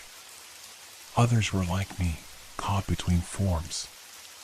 And some had completed the change, their bodies no longer recognizable as having ever been human. In the center of them all stood the man with the knife I had seen at the motel. Up close, I could see that his face was beautiful in its rawness, features too perfect, too symmetrical to be natural. His eyes were black from edge to edge, reflecting nothing. "The newest has arrived," he announced, gesturing toward me. The gathered crowd parted as I was propelled forward, my feet barely touching the ground. "Do you understand now?" he asked me, his voice resonating in my chest rather than my ears. "Do you see what Detroit truly is?" I wanted to resist, to deny whatever revelation he was offering. But my thoughts were becoming clouded, overridden by the collective consciousness of these beings. I could feel myself slipping away, becoming just another voice in their chorus. Then I saw her. Eliza, standing beside the knife man, her transformation further along than mine but still recognizable. Her eyes, those eyes I had gazed into countless times, found mine across the vast space. "I'm sorry," her voice said directly into my mind. "I tried to warn you. I tried to keep you from this." "Liar," the knife man hissed, his head snapping toward her with unnatural speed. "You brought him to us willingly." Eliza's face contorted, a battle raging within her. "I loved him," she said aloud, her voice a rasping whisper. "That wasn't part of the plan." The knife man laughed, the sound like breaking glass. "Love. Such a human concept. Soon, you will remember what that word means." He turned back to me. "She was our most successful creation. Born of US, raised among humans, sent back to us when she came of age. The perfect infiltrator." His black eyes narrowed. "Until she developed attachments." Eliza stepped forward, her movements jerky, as if fighting against invisible restraints. "Ryan," she said, and hearing my name sent a shock through what remained of my consciousness. "I tried to save you. I chose that building because the walls there are thinnest between worlds. I thought you might see them before they saw you. That you might run." "Enough," the knife man snapped, raising his blade. The metal caught the dim light filtering through broken windows, and I saw that it wasn't metal at all, but something organic, a shard of bone, onto a lethal edge. "The joining must be completed," he declared. "The city awaits its new guardians." The gathered crowd began to move, forming a circle around us. From the shadows of the vast plant, more figures emerged, hundreds more, their bodies undulating as they walked, slithered, or dragged themselves forward. "Detroit is dying," the knife man continued. "Its people leave, its buildings crumble. But we remain. We always remain. And now, we will claim it completely." He raised his bone knife higher, and the crowd began to chant, a pulsating rhythm that seemed to make the very air vibrate. I felt something inside me respond to that rhythm, my altered flesh resonating with it. Eliza lunged suddenly, her body moving with impossible speed. She tore the knife from the man's hand and plunged it into his chest. Black ichor sprayed from the wound, splattering across her face. "Run!" she screamed at me, her voice breaking through the mental fog that had enveloped me. "Fight it, Ryan! Don't let them take you!" The knife man laughed even as his chest cavity split open, revealing not organs but a writhing mass of tentacles. They wrapped around Eliza, lifting her off her feet. "Foolish child," he said, his voice unchanged despite his apparent injury. "You cannot kill what was never alive." The crowd surged forward, their chanting growing louder. I felt hands grabbing at me, pulling me in all directions. My skin began to split in dozens of places, revealing the same gray, pulsating tissue I had seen in the motel walls. "The city is ours," they chanted in unison. "And you are the city." Something inside me snapped, a final thread of humanity giving way to whatever I was becoming. I opened my mouth to scream, but what emerged was a sound no human throat could make. The beings around me responded with similar cries, a terrible harmony of inhuman voices. Through the press of bodies, I caught one last glimpse of Eliza. The tentacles from the knife man's chest had enveloped her completely, only her face still visible. Her eyes found mine, and in them I saw not fear, but determination. "Find me," she mouthed, and then she was gone, swallowed by the mass of writhing flesh. The crowd closed in, their bodies melding with mine. I felt myself dissolving, my consciousness spreading thin, becoming part of something vast and ancient. The last coherent thought I had was of Eliza, not as the creature she was revealed to be, but as the woman I had loved. Then I was everywhere and nowhere, flowing through the hidden spaces of Detroit like water through a sponge. I was in the walls of tenements and mansions alike, in the foundations of skyscrapers and the crawl spaces of suburban homes. I was in the tunnels beneath the city, in the sewers and subway lines long abandoned. And I was not alone. We were legion, a single organism with countless eyes and limbs, watching and waiting. The people of Detroit felt our presence even if they couldn't see us, that prickling sensation on the back of the neck, the certainty of being watched, the shadows that moved when no one was looking. Days passed, or perhaps years. Time meant nothing in our collective state. We observed the city, its ebb and flow, its desperate attempts at revival. We watched as new buildings rose and old ones fell, as neighborhoods were abandoned then reclaimed by urban pioneers unaware of what lurked within their newly renovated lofts. Somewhere in that vast consciousness, a spark of individuality remained, a fragment of the person I had been. It was enough to remember Eliza's final words, "Find me." And so I began to search, pushing against the collective, carving out a space for myself within the hive mind. The others noticed my resistance, of course. They pushed back, trying to subsume my remaining identity. "You cannot escape us," they whispered. "You are us now." But I had something they didn't understand, something human and irrational. Love, or at least the memory of it. It was enough to keep a part of me separate, enough to begin my search. I followed the traces of Eliza's consciousness through the hive mind, catching glimpses of her memories, her childhood in a house where the walls whispered, her teenage years spent learning to control her dual nature, her assignment to find me and bring me to them, and her decision to defy them, to try to save me instead. The knife man had not destroyed her completely. He had absorbed her, as the collective had absorbed me. But within that vast amalgamation of consciousness, she still existed, fractured, scattered, but present. It took what felt like an eternity to locate every piece of her, to draw them together into a coherent whole. The collective fought me at every turn, sensing my intentions.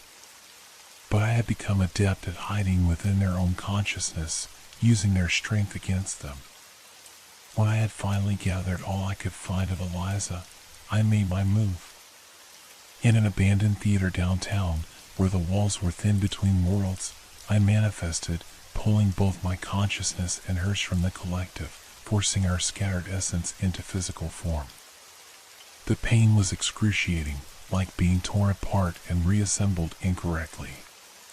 When it was over, I stood in the theater's moldering lobby, my body almost human again, but not quite, too pale, too tall, with fingers that bent at unnatural angles. Beside me, Eliza took shape as well, her form similarly caught between human and other. Her eyes, when they opened, were her own again, dark and deep, with a humanity the collective had never understood.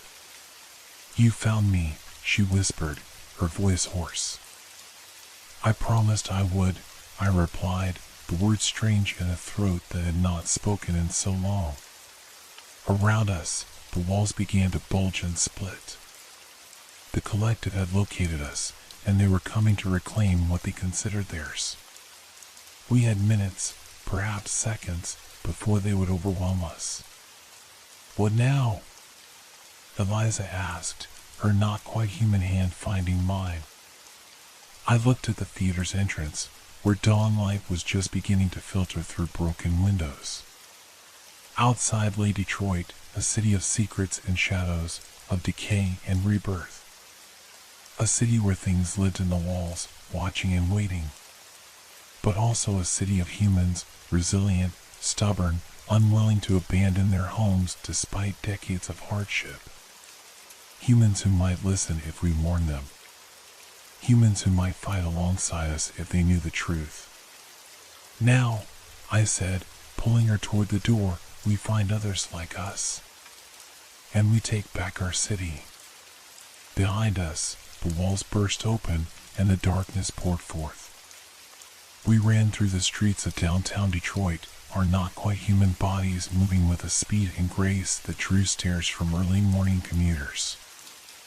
I could feel the collective consciousness pursuing us, a psychic tsunami threatening to engulf our newly independent minds. "They're coming," Eliza gasped as we ducked into an alleyway behind Woodward Avenue. "They'll never stop coming." I pressed my back against the brick wall, focusing on the solidity of it, the reassurance that it was just a wall, not a membrane between worlds, not a dwelling place for nightmare creatures. Just brick and mortar. "We need to find somewhere they can't reach," I said, my eyes scanning the urban landscape around us. "Is there anywhere in this city without walls?" Eliza laughed, the sound surprisingly human despite her altered vocal cords. "Walls are their domain, but not their only one. They're in the foundations, the sewers, the subway tunnels. Anywhere dark and forgotten." "What about somewhere new?" I suggested. "Somewhere recently built, with no history for them to latch onto?" She shook her head. "They don't need history. They just need fear, abandonment, decay. And Detroit has plenty of that to offer." Her elongated fingers traced patterns on the brick beside us. "But there might be a place, not safe, exactly, but defensible." "Where?" "The Renaissance Center. The heart of the attempt to revive downtown. It's too public, too full of people and life for them to manifest fully.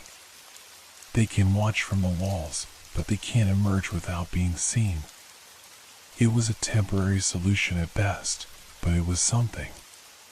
We made our way toward the gleaming tower complex that dominated Detroit's skyline, doing our best to appear normal despite our altered appearances. I caught a reflection in a storefront window, two tall, unnaturally thin figures with too pale skin and eyes that seemed to absorb light rather than reflect it. "We look like them," I murmured. "We are them, Eliza." "We are them," Eliza replied, her voice heavy with resignation. "At least partly. We'll never be fully human again, Ryan." The Renaissance Center loomed ahead, its glass towers catching the morning sunlight. We slipped inside through a service entrance, the security guard barely glancing up from his phone as we passed. Once inside the bustling complex, we found a quiet corner in the food court, surrounded by early breakfast patrons too absorbed in their own lives to notice the strange couple in their midst. "We need a plan," I said, watching as Eliza's fingers tapped in a human rhythm on the tabletop. "We can't hide here forever." "No," she agreed. "And we're not the only ones they've taken who might still have some humanity left. There could be dozens, maybe hundreds like us, caught between worlds, neither fully human nor fully them. You said they feed on fear and abandonment. What if we took that away?" I leaned forward, lowering my voice. "Detroit's been dying for decades, but it's also fighting back. New developments, urban farms, communities refusing to give up. What if we could accelerate that? Give the city back its life?" Eliza's eyes widened. "Deprive them of their food source." She shook her head. "It wouldn't destroy them. They're too ancient, too entrenched. But it might weaken them enough for us to fight back. Or at least save others from our fate, I added. A shiver ran through the food court, not physical but psychic, a ripple in reality that only we could perceive. Several patrons paused mid-bite, their expressions momentarily vacant before continuing as if nothing had happened. "They're searching for us," Eliza whispered. "Touching the minds of every person in this building, looking for any trace of our presence." I scanned the crowded space, suddenly aware of how many eyes might be watching us, not just human eyes, but something else peering through them, using them as windows into our world. "We need to keep moving," I said. "And we need allies." "Who would believe us?" Eliza asked. "We look like monsters ourselves now." "Not who," I corrected. "What?" "You said you were born of them but raised among humans. There must be others like you, hybrids who might choose humanity over the collective." A strange expression crossed Eliza's face, hope mingled with fear. "There's a place," she said slowly, "in Hamtramck. A bar called the Hollow Wall. It's a meeting place of sorts. For those who know what lurks in the dark spaces. People who know about them. People who are them, but haven't fully surrendered to the collective. Watchers, observers. Some were born like me, others were partially consumed but managed to retain some independence." She gripped my hand, her two long fingers entwining with mine. "It's dangerous. Yet the Ninth Man has agents there. It's our only option," I said. "We can't fight this alone."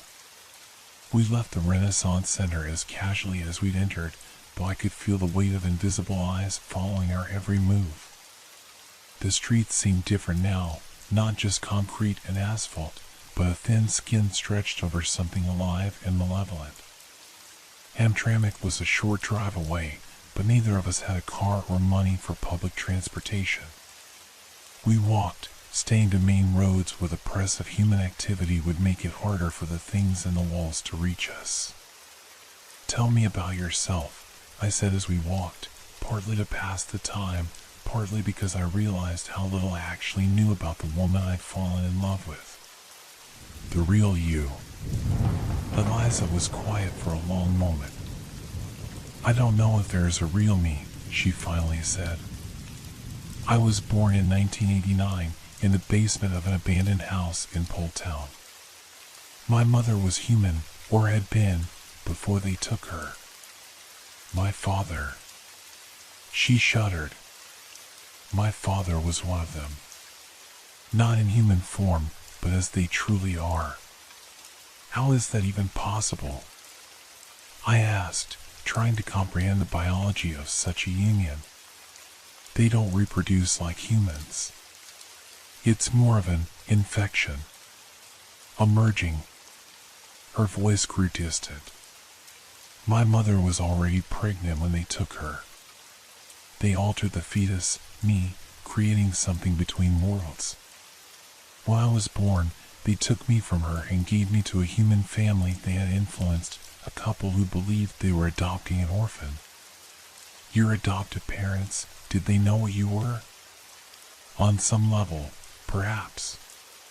They were never cruel, but always cautious around me. I think they sensed something wasn't right." She gave a bitter laugh. "I didn't know myself, not until puberty when the changes began. The dreams, the voices in the walls, the hunger for dark spaces." "And they contacted you?" "The collective?" She nodded. "They've always been able to reach me through the walls. They taught me what I was, what I was meant for. They showed me how to appear human, how to blend in. And they gave me a purpose, to find others like me, and those who could see them." "Like me," I said. "But why? What made me special?" You were born under their shadow, in a hospital built on their territory. They tasted your first breath, as they told you.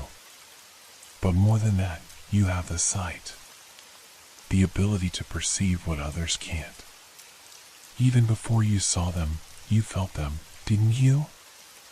All your life, that sensation of being watched, of something moving just at the edge of your vision. She was right. I'd always attributed those feelings to an overactive imagination or anxiety. But they had been real, warnings my subconscious had been sending me for years. So I was marked from birth, I said. And you were sent to bring me to them. Yes. Her voice dropped to a whisper. But then I made a mistake. I fell in love with you. I began to see humanity through your eyes, not just as prey or vessels, but as something beautiful. Something worth protecting. We reached the outskirts of Hamtramck, its dense neighborhoods a patchwork of cultural influences, Polish, Yemeni, Bangladeshi, and a dozen others. Eliza led me down side streets until we reached a nondescript building with no windows and a single red door. A small sign above it read the hollow wall in faded letters. Remember, she said, her hand on the door, not everyone here will be friendly. Some are like us, caught between worlds. Others have chosen sides, serving as eyes and ears for the collective while maintaining human form. How will we know which is which? Her smile was grim. We won't. Not until it's too late. The bar's interior was dimly lit and sparsely populated. A few patrons sat at scattered tables, none of them looking up as we entered. Behind the bar stood a massively tall man with skin so pale it was nearly translucent, his movements deliberate and precise as he polished glasses. Eliza, he said as we approached, his voice a low rumble that seemed to bypass my ears and vibrate directly in my chest. We thought you had joined the collective completely. Not yet, Marcus, she replied. And I don't intend to. His milky eyes shifted to me, widening slightly.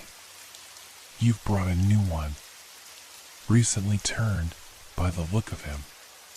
Still fighting it. He set down the glass he'd been polishing. Dangerous to bring him here. The Ninth Man has put out a call for both of you. We need help, Eliza said. There must be others who want to resist, who want to maintain their humanity. Marcus leaned across the bar, lowering his voice. What you're talking about is dangerous. The collective has existed in this city for centuries. They are the city, in many ways. But not the people, I interjected. The people of Detroit aren't part of them. Not yet. And you want to keep it that way? Marcus asked, his tone making it clear how futile he thought our mission was. We want to fight back, I said. To give people a chance. A laugh came from behind us, harsh and grating. We turned to see a woman at a corner table, her face half hidden in shadow. Fight back, she echoed. Against what? The walls themselves? The foundations this city is built on? You might as well declare war on gravity. She stood and approached, moving with the same unnatural grace that Eliza and I now possessed. Up close, I could see that her transformation was more advanced than ours.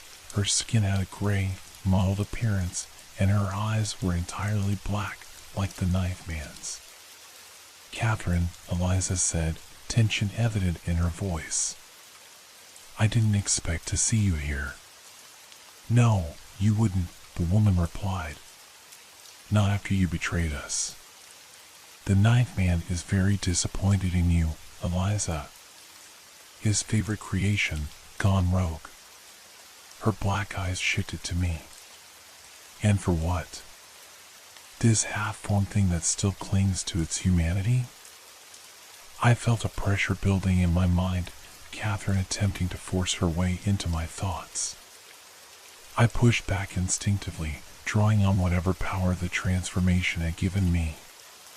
Stronger than he looks, Catherine mused, a hint of surprise in her voice. But it won't save either of you.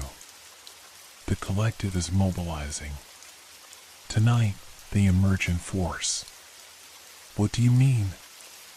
Eliza demanded. Catherine's smile revealed teeth that had been filed to points. Detroit has been dying for decades. Tonight, it dies completely. And from its corpse, something new will rise. She spread her arms wide. The walls between worlds are thinnest on the spring equinox. When midnight comes, they will pour forth from every dark corner of this city. That's not possible, Marcus said, his composure finally cracking. There are too many humans, too much light and life for them to manifest fully. Not anymore, Catherine replied. They've been preparing for years. Influencing city officials to cut power to strategic areas, manipulating gang violence to drive people from certain neighborhoods. Tonight, half the city goes dark in a planned outage for infrastructure repairs. She laughed again. By dawn, Detroit will belong to them completely. I looked at Eliza, seeing my own horror reflected in her eyes. We have to warn people, I said. Who would believe you? Catherine asked. Two monsters running through the streets, babbling about creatures in the walls? They'd shoot you on sight. She was right. In our current forms, we'd never be able to convince anyone of the danger. We'd be lucky not to be killed immediately. Marcus cleared his throat. There might be a way, he said reluctantly. To appear human again, at least temporarily. All eyes turned to him. The transformation isn't complete in either of you, he continued. With the right ingredients, I could brew something that would suppress your altered nature for a few hours. Long enough to warn those who might listen. What ingredients? Eliza asked. Marcus's expression was grim. Nothing pleasant. The heart of one who serves the collective willingly. Blood freely given by one who resists. And water from the Detroit River at the exact point where the first French settlers landed. I volunteer my blood, I said immediately. And I know where to find the water, Eliza added. She looked at Catherine. Which leaves only one ingredient. Catherine backed away, her black eyes darting between us. You wouldn't dare. The ninth man would know instantly. He would hunt you to the ends of the earth. He's already doing that, I pointed out. Before Catherine could respond, Marcus moved with shocking speed for his size, vaulting over the bar and pinning her against the wall. The other patrons remained motionless, watching with detached interest. For too long, we have served as their eyes and ears, Marcus growled. Reporting on human activities, identifying potential recruits, maintaining our human facades while secretly advancing their agenda. His grip tightened on Catherine's throat. I, for one, am tired of it. I have walked among humans for 80 years. I have seen their capacity for both cruelty and kindness. They deserve a chance to fight. Catherine's face contorted with rage. Traitor, she spat. You've always been too fond of them. Too weak to embrace your true nature. My nature is what I choose it to be, Marcus replied. Then, with a single fluid motion, he plunged his hand into her chest. I turned away, unable to watch. When I looked back, Marcus was holding something dark and pulsating in his hand. It wasn't a human heart, it was smaller, denser, covered in a network of black veins that still writhed with life. We must hurry, he said, placing the organ in a cloth bag. The ninth man will have felt her death. They will be coming. We left the hollow wall through a back exit, moving rapidly through Hamtramck's narrow streets toward the Detroit River. The sky had darkened prematurely, heavy clouds hanging low over the city. What's the plan if this works? I asked as we ran. Who do we warn? The mayor, Eliza replied. The police chief. Anyone with the authority to cancel the power outage and keep the city lit tonight. And if they don't believe us? She didn't answer, which was answer enough. We reached the riverfront as the first drops of rain began to fall. Eliza led us to a specific spot near Hart Plaza, where a small monument marked the landing site of Antoine de Lama Cadillac, the French officer who had founded Detroit in 1701. Here, she said, kneeling at the water's edge. This is where it began, where they first sensed human settlement would become permanent on their territory. As she filled a small vial with river water, I looked out over the Detroit skyline. From this vantage point, the city looked almost peaceful, its problems hidden by distance and approaching dusk. It was hard to imagine the horror that apparently waited for nightfall, creatures pouring from the walls, ceilings, and floors of every darkened building. Do you think we can actually stop this? I asked Marcus, who stood silently beside me. No, he replied honestly. But perhaps we can save some. Perhaps we can give humanity a fighting chance. He looked down at his hands that had just torn the heart from a living being. I have existed between worlds for longer than you can imagine, young one. I have watched civilizations rise and fall. This would not be the first city they have claimed completely. What do you mean? Why do you think certain ancient cities were abandoned? Angkor Wat, parts of the Mayan Empire, Mohenjo-daro? The official histories speak of drought, invasion, disease. But those who know the truth understand, when the walls between worlds grow thin enough, what lives in the darkness takes what it wants. A chill ran through me that had nothing to do with the rain now falling steadily. And Detroit is next. Unless we stop it. Eliza rejoined us, the vial of river water clutched in her hand. We have all three ingredients now. Marcus nodded. We need a place to work. Somewhere they won't immediately look for us. I know a place, I said, thinking of the one location in Detroit where I had always felt safe. My friend's apartment. The one I stayed with after everything happened at the Parkview. Will he help us? Eliza asked. I thought of how I'd left things with him, his frustration with my paranoia, his concern that I needed professional help. I don't know, but it's worth trying. We made our way across the city as darkness fell completely, the rain intensifying into a downpour. By the time we reached my friend's apartment building in Midtown, we were soaked through, our altered forms even more grotesque with our clothes clinging to our too thin frames. I pressed the intercom button, hoping he was home. After a long moment, his voice crackled through the speaker. Yeah? Mike, it's me. Ryan. I need your help. Silence. Then, dude, are you serious? You disappeared for weeks, and now you just show up? I thought you were dead or something. I'm sorry. I can explain everything, but I need to come up. Please. It's important. Another long pause.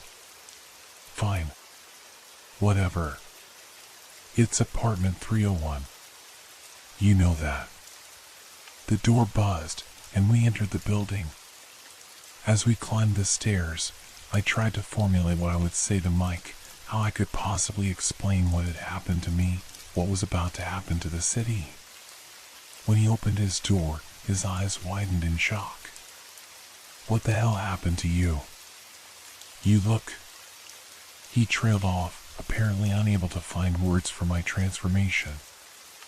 "I know how I look," I said, "and I promise I'll explain everything. But right now, we need to use your kitchen." Mike's gaze shifted to Eliza and Marcus, his expression growing even more alarmed. "Who are they?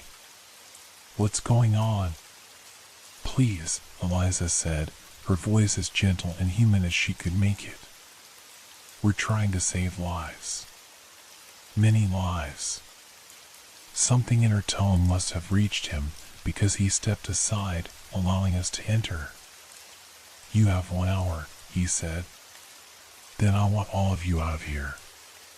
Marcus immediately went to the kitchen, removing the strange heart from its bag along with the vial of river water. "I need a sharp knife, a copper pot if you have one, and something to draw blood," he instructed. While Mike, still bewildered, gathered the requested items, I pulled him aside. "I know how crazy this must seem," I began. "Crazy doesn't begin to cover it," he replied. "You disappear for weeks, then show up looking like you're dying or something, with these two equally messed up people asking to perform some kind of blood ritual in my kitchen? What the hell, Ryan? Remember when you found me checking your walls with a stethoscope?" I asked. "And you said I needed professional help?" He nodded wearily. "I wasn't crazy. There really was something in the walls. There still is. And tonight, they're coming out. All of them." Mike stared at me for a long moment. "You're serious. Deadly serious. Look at me, Mike. Look at what they've done to me." I held up my hands, letting him see how the fingers had elongated, how the joints bent at unnatural angles. "This is real." In the kitchen, Marcus had begun his work, murmuring words in a language I didn't recognize as he combined the ingredients in the copper pot Mike had provided. The heart dissolved unnaturally quickly, turning the water black. "I need your blood now," Marcus called to me. I joined him in the kitchen, rolling up my sleeve. Using a clean knife, he made a small cut on my forearm, catching the blood in the mixture. It hissed and steamed when my blood made contact, the liquid turning from black to a deep crimson. "Drink," Marcus said, offering me the pot. "Half for you, half for Eliza." The liquid burned going down, worse than any alcohol I'd ever consumed. It felt like fire in my veins, spreading through my body in waves of agony. Beside me, Eliza had the same reaction, doubling over in pain as she swallowed her portion. "What's happening to them?" I heard Mike ask, his voice distant through my haze of pain. "The human is fighting the other," Marcus explained. "For a few hours, the human will win." The pain subsided gradually, leaving me gasping on Mike's kitchen floor. When I finally managed to stand, I caught my reflection in the microwave door and saw my own face staring back at me. Not the stretched, pallid visage I'd glimpsed in windows, but my human face. I looked at my hands, normal hands, with normal fingers and normal joints. Eliza too had returned to her human form, her beauty no longer tainted by otherworldly wrongness. She touched her face in wonder, tears filling her eyes. "How long do we have?" she asked Marcus. "Until midnight," he replied. "When the equinox peaks. Then your true forms will return, perhaps even accelerated by the forced suppression." "Midnight," I echoed. According to the clock on Mike's microwave, that gave us just over 3 hours. Mike was staring at us in shock. "I don't understand. What just happened?" "We became human again," I said. temporarily, so we can warn people about what's coming. Which is what, exactly? I looked at Eliza, unsure how much to explain. She nodded encouragingly. Tonight, I said, turning back to Mike, creatures that have lived in the walls and foundations of Detroit for centuries are going to emerge. There's a planned power outage across half the city that will give them the darkness they need. Unless we can stop it, thousands of people will die, or worse. To his credit, Mike didn't immediately dismiss me as insane. He looked between the three of us, his expression troubled. Assuming I believe any of this, which I'm not saying I do, what can we possibly do about it? We need to reach someone with the authority to cancel the outage, Eliza said. To keep the lights on. Light is our only advantage. I might be able to help with that, Mike said slowly. My cousin works for DTE Energy. She's not high up or anything, but she might know who to talk to. It was more of a lead than we had before. While Mike called his cousin, I turned to Marcus. You're not human again, I observed. Unlike Eliza and me, he remained in his altered form. I've been this way too long, he replied. There is no human left in me to call forth.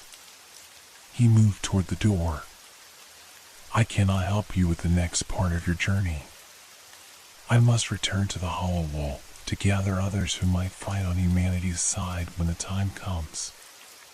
Will there be many? Eliza asked. Marcus's expression was somber. Few. Most have chosen the collective. It offers power, immortality of a sort. Humanity offers only vulnerability and eventual death. He rested a hand on each of our shoulders. But some of us have learned there are things worse than death. Freedom, even briefly held, is preferable to eternal existence as a mere cell in a larger organism. With those words, he left, slipping out into the rainy night to gather whatever allies he could find. Mike rejoined us, his phone still in hand. Good news and bad news, he said. My cousin confirmed there's a scheduled outage tonight, covering most of the east side and downtown. She can't cancel it herself, but she gave me the number for her supervisor. That's the good news, I guessed. What's the bad? This supervisor isn't answering. And when I called the main DTE line, they said the outage is proceeding as planned and has been approved at the highest levels. He hesitated. There was something weird, though. My cousin said the outage was originally scheduled for next week, but was suddenly moved up yesterday. No explanation given. They're influencing people in positions of power, Eliza said. Just as Catherine claimed. So what do we do now? I asked. Mike surprised me by answering. We go straight to the top. The mayor's office. If anyone can stop this, it's them. Will they even see us? Eliza wondered. Probably not, Mike admitted. But I know someone who works there, an assistant to one of the deputy mayors. She might be able to get us in. As Mike made another call, I looked at his window at the Detroit skyline. The rain had intensified, sheets of water distorting the city lights. Soon, half those lights would go out. And when they did, "Let's go," Mike said, putting his phone away. Amber says she can sneak us in through a side entrance. The mayor's in a meeting that should be ending soon. We took Mike's car, driving through streets that were oddly empty for a weeknight. The few pedestrians we saw moved with purpose, heads down against the rain, oblivious to the danger that awaited them when darkness fell completely. Do you really think we can stop this? I asked Eliza as we approached City Hall. I don't know, she replied honestly. But we have to try. For every human who might otherwise become like us. For every child who would grow up never knowing sunlight or freedom. She took my hand. And for us. For what we might still become if we can break free of them completely. The image of a future, a human future, with Eliza flashed through my mind. It seemed impossibly distant, a fantasy that could never be realized. And yet, it gave me strength. Mike parked in an alley behind City Hall, where a young woman was waiting under an umbrella. She led us quickly through a service entrance and up a back stairwell, nervously checking corners as we went. "The mayor should be in his office now," she whispered. "But I can't guarantee he'll listen to you. And if security catches us, we're all in trouble." "Just get us to him," I said. "We'll handle the rest." She nodded, leading us through a maze of corridors until we reached a set of imposing double doors. "His office is through there. Good luck." We hesitated outside the doors, the enormity of our task suddenly overwhelming. How could we possibly convince the mayor that monsters were about to emerge from the city's walls? That the scheduled power outage needed to be canceled immediately? "Together," Eliza said, squeezing my hand. I nodded, and we pushed through the doors. The mayor's office was spacious and elegant, with floor-to-ceiling windows offering a panoramic view of downtown Detroit. The mayor himself sat behind a massive desk, looking up in surprise as we entered unannounced. "What is the meaning of this?" he demanded, rising from his chair. "How did you get in here?" "Mr. Mayor," I began, stepping forward. "We need to speak with you urgently about tonight's scheduled power outage. It needs to be canceled." His expression shifted from surprise to annoyance. "That outage has been planned for weeks. Essential infrastructure repairs." "It's a lie," Eliza interrupted. "The outage was moved up suddenly, and it's not for repairs. It's to facilitate an attack on this city." The mayor stared at us, then reached for his phone. "I'm calling security." "Please," I said desperately. "Just listen for 1 minute. After that, if you still want us removed, we won't resist." Something in my tone must have reached him, because he hesitated, his hand still on the phone. "1 minute," he said curtly. I took a deep breath, knowing how insane our story would sound. "Mr. Mayor, there are entities that have existed in this city since before it was founded. They live in the walls, the foundations, the dark spaces. They've been influencing events, manipulating people in positions of power. Tonight's outage is their doing. When darkness falls, they plan to emerge and take the city completely." I expected immediate dismissal, perhaps even laughter. Instead, the mayor's face drained of color. He slowly sat back down, his expression unreadable. "How do you know about them?" he asked quietly. The question caught me completely off guard. You know?" "Every mayor of this city for the past century has known," he replied, his voice barely above a whisper. "It's part of the transition, a private briefing, passed from one administration to the next. We're told to accommodate certain requests. Small things, usually. Budget allocations for specific areas, personnel changes, infrastructure decisions." He looked out at the rain-lashed windows. The outage was one such request. I was told it was necessary for balance. Eliza stepped forward. "Mr. Mayor, they've been lying to you. There is no balance.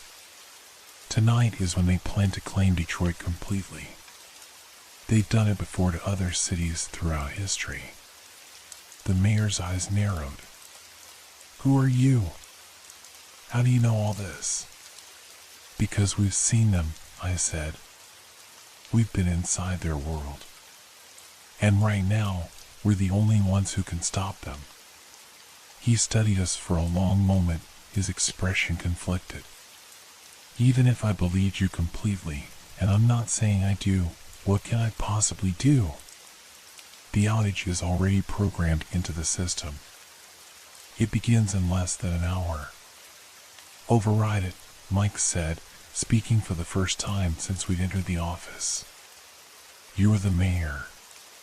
Call DTE, call the governor if you have to. Keep the lights on. And mobilize emergency services, Eliza added.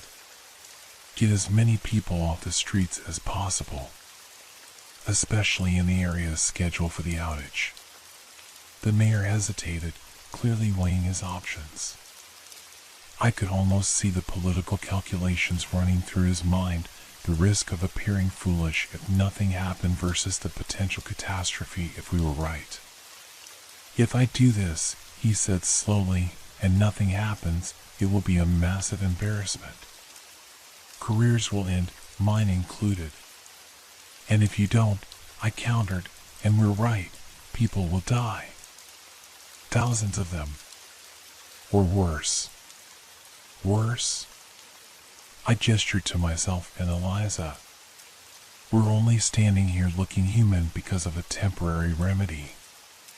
We've been changed by them. That's what they do, they transform humans into something else. Something that serves them. The mayor picked up his phone, his decision apparently made. Get me the head of DTE. Now. While waiting for the call to connect, he looked back at us. I hope to God you're wrong about all this. So do we, Eliza said softly. For the next 45 minutes, we watched as the mayor made call after call to the power company, to emergency services, to the police chief.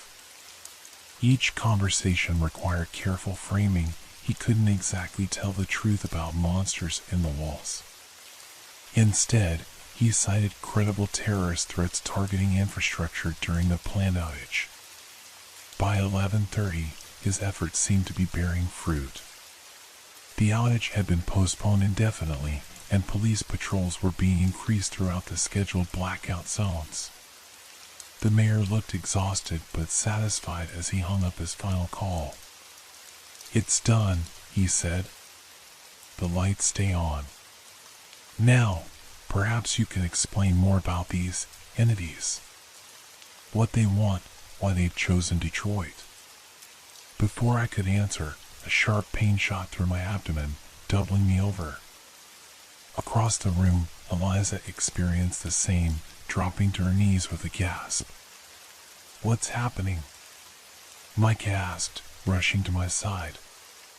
The potion, I managed through gritted teeth. It's wearing off early. The mayor backed away, his earlier composure evaporating as he watched us transform. My skin stretched and paled, my fingers elongating once more, joints bending at impossible angles. Eliza's transformation mirrored mine, her human beauty giving way to otherworldly wrongness. Dear God, the mayor whispered, reaching for his phone again, this time likely to call security. Don't, Eliza said, her voice now carrying that resonant quality that bypassed the ears and spoke directly to the mind. We're still the same people who came to warn you. We're still trying to help. A violent tremor ran through the building, rattling windows and sending books tumbling from shelves. Then another, stronger than the first. What is that? Mike asked, helping me to my feet. Earthquake? No, I said, a terrible certainty filling me. They're coming. They're trying to force their way through despite the lights. We moved to the windows, looking out over the city. Detroit remained illuminated, the power outage successfully averted. But something was wrong. In patches throughout downtown, lights were failing, not all at once as in a power outage, but individually, as if being systematically extinguished. They're adapting, Eliza said, breaking the lights manually, creating darkness zone by zone.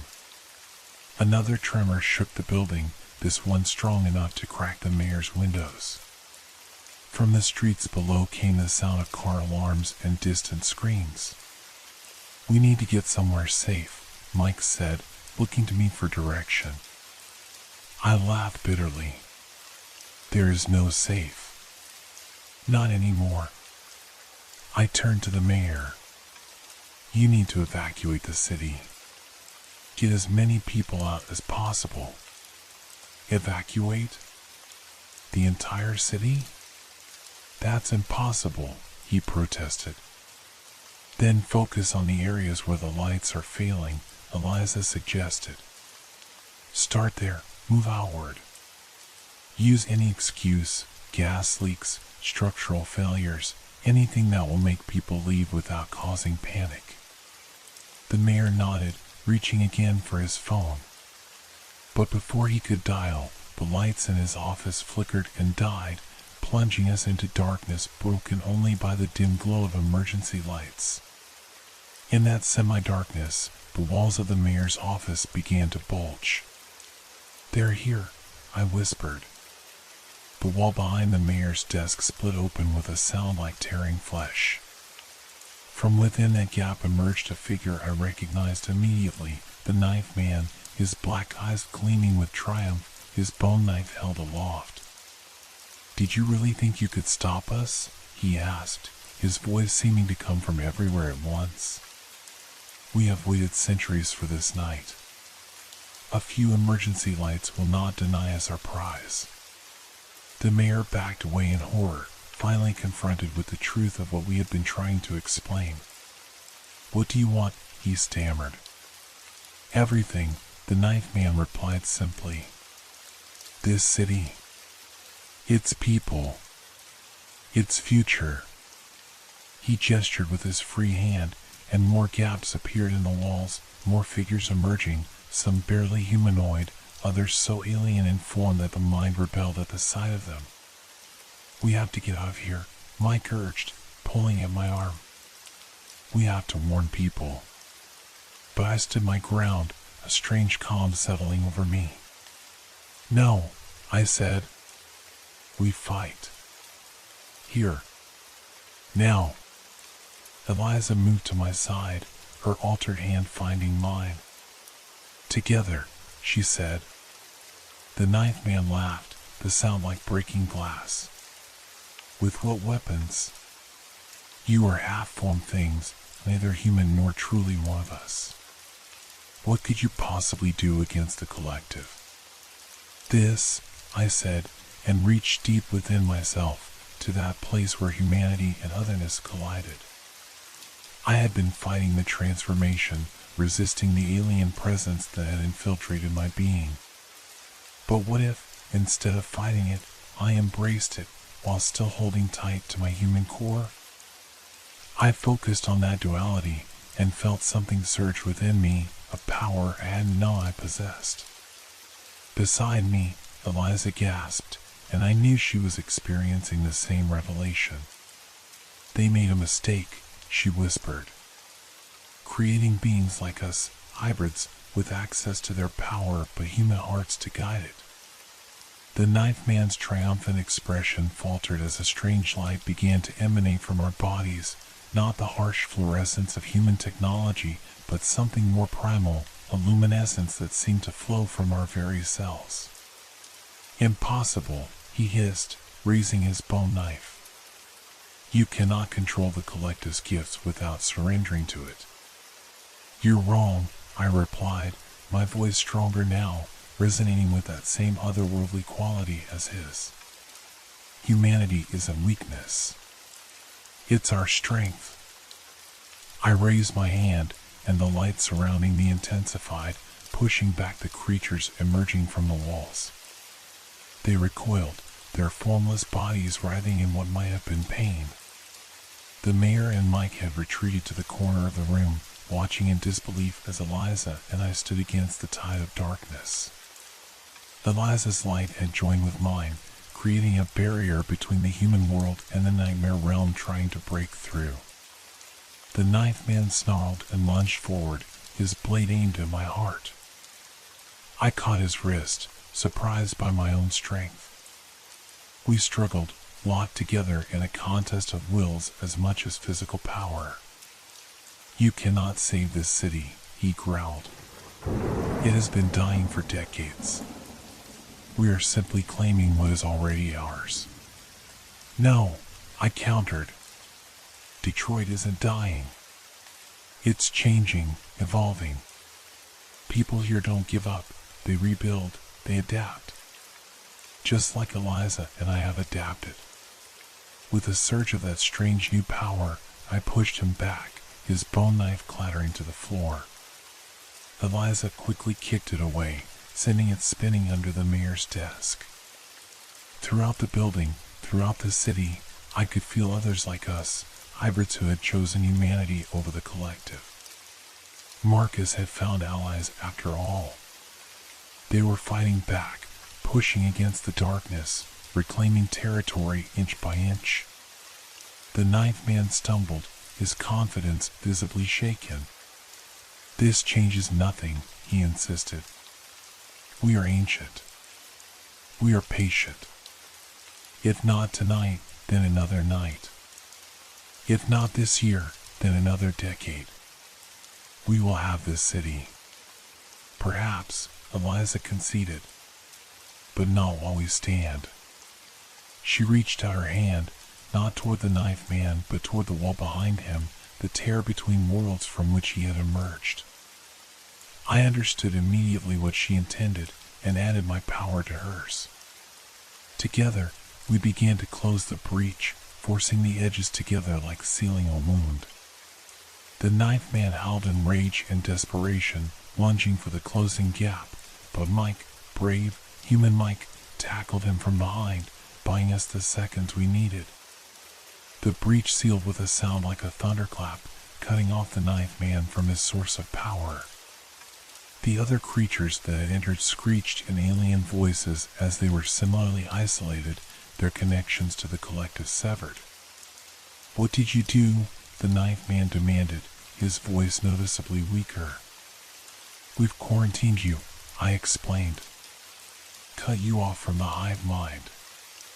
You're still powerful, still dangerous, but alone. And we're not."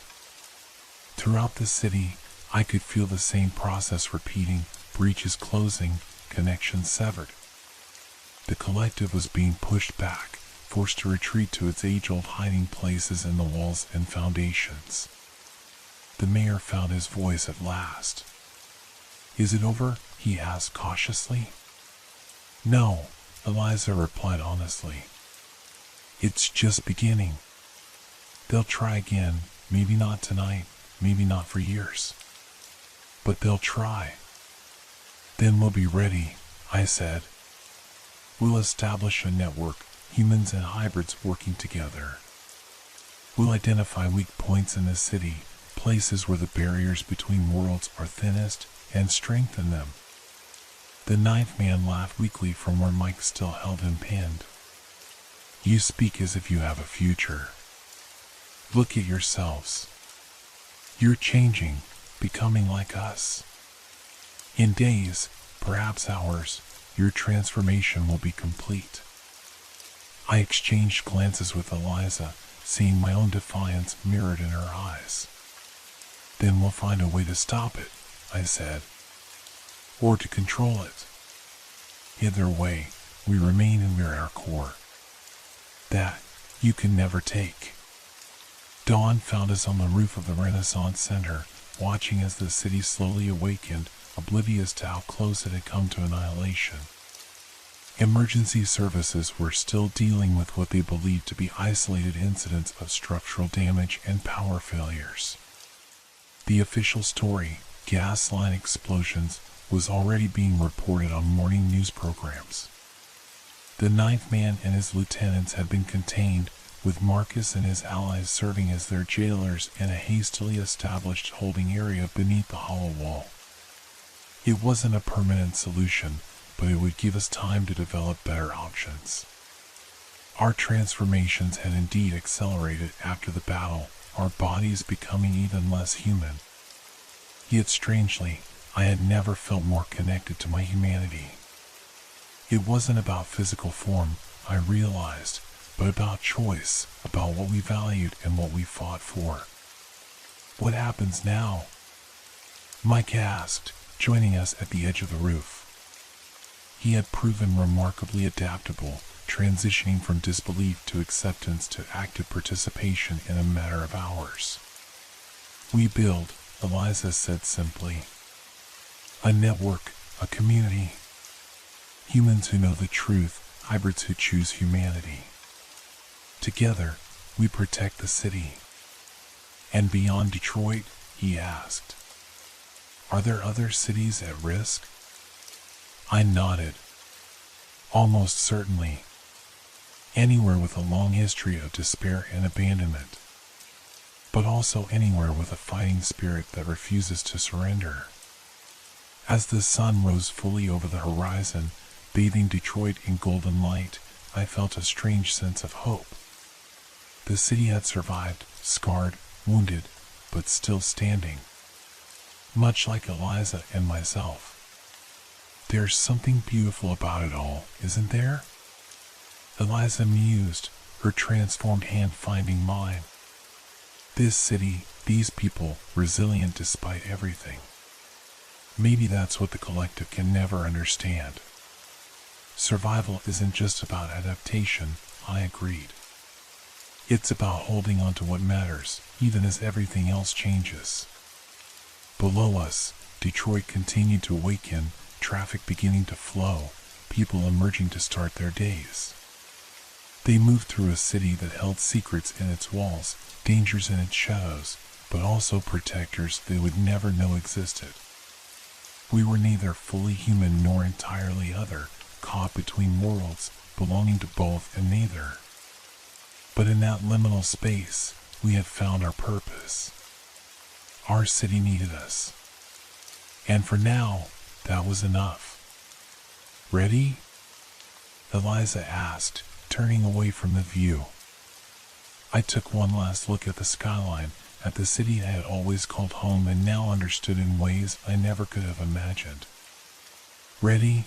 I replied, and together we descended to face whatever came next, in darkness or in light.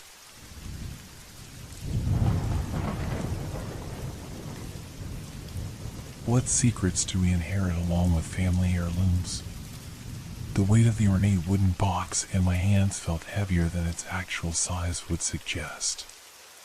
Perhaps it was the burden of memories it carried, not mine, but my grandmother's.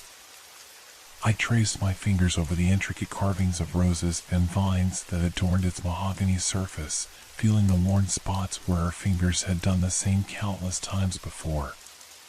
My name is Eleanor Mitchell, and I had just moved into my grandmother's old house in Tupelo, Mississippi. The sprawling Victorian home with its creaking floorboards and faded wallpaper had been left to me following her passing 3 weeks ago.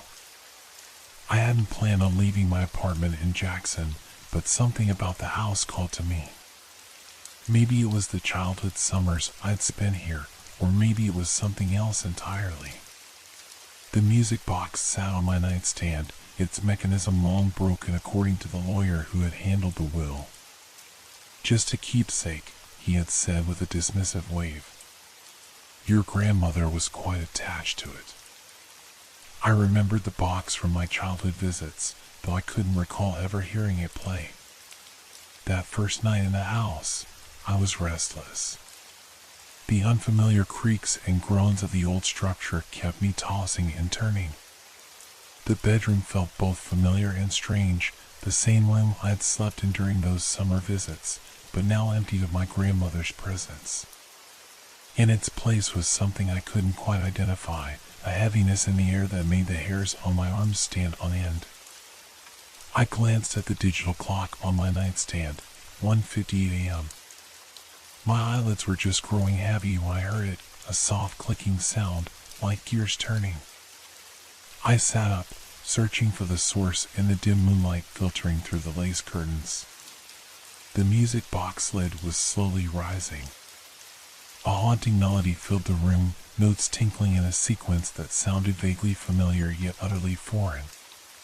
The song was melancholy, almost mournful, with a complexity that seemed impossible from such a simple mechanism. "That's not possible," I whispered, reaching for the lamp. Under the warm glow, I examined the box. Its gears were indeed corroded, its winding key stiff with age. By all logic, it shouldn't be playing at all. Yet the melody continued, filling the room with its eerie beauty. I closed the lid, and the music stopped. When I opened it again, silence. The box was as dead as it should have been all along. I convinced myself it had been a dream, a product of grief and exhaustion. I turned off the lamp and eventually drifted to sleep. The next night, I stayed up reading, determined to prove to myself that the previous night had been nothing more than a hallucination. The clock on my nightstand silently counted the minutes: 1:57, 1:58, 1:59. At exactly 2 a.m., the familiar clicking sound returned. This time, the melody was different, a jaunty tune that reminded me of carnival music, playful yet with an undercurrent of something sinister.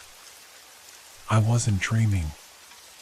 I pinched myself to be sure, feeling the sharp pain as my nails dug into my skin.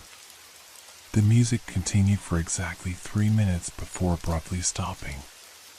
The lid closed on its own with a soft thud. I picked up the box with trembling hands, turning it over and examining every inch. There was no battery compartment, no modern mechanism hidden inside the antique shell.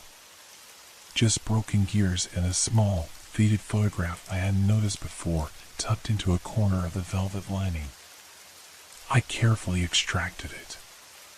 The sepia-tone image showed a young woman, unmistakably my grandmother, standing beside a tall, handsome man I didn't recognize. They were both smiling, but there was something in my grandmother's eyes that seemed forced, a tension visible even in the faded photograph. On the back, written in faded ink, Lucille and Thomas, 1952. I didn't recognize the name Thomas. My grandfather had been James Mitchell, and they hadn't married until 1954 according to family stories. Sleep evaded me for the rest of that night as questions multiplied in my mind. Who was Thomas? Why had my grandmother kept his picture hidden in her music box? And most unsettling of all, why was a broken music box playing different melodies every night at precisely the same time? The next day, I drove into town, seeking answers.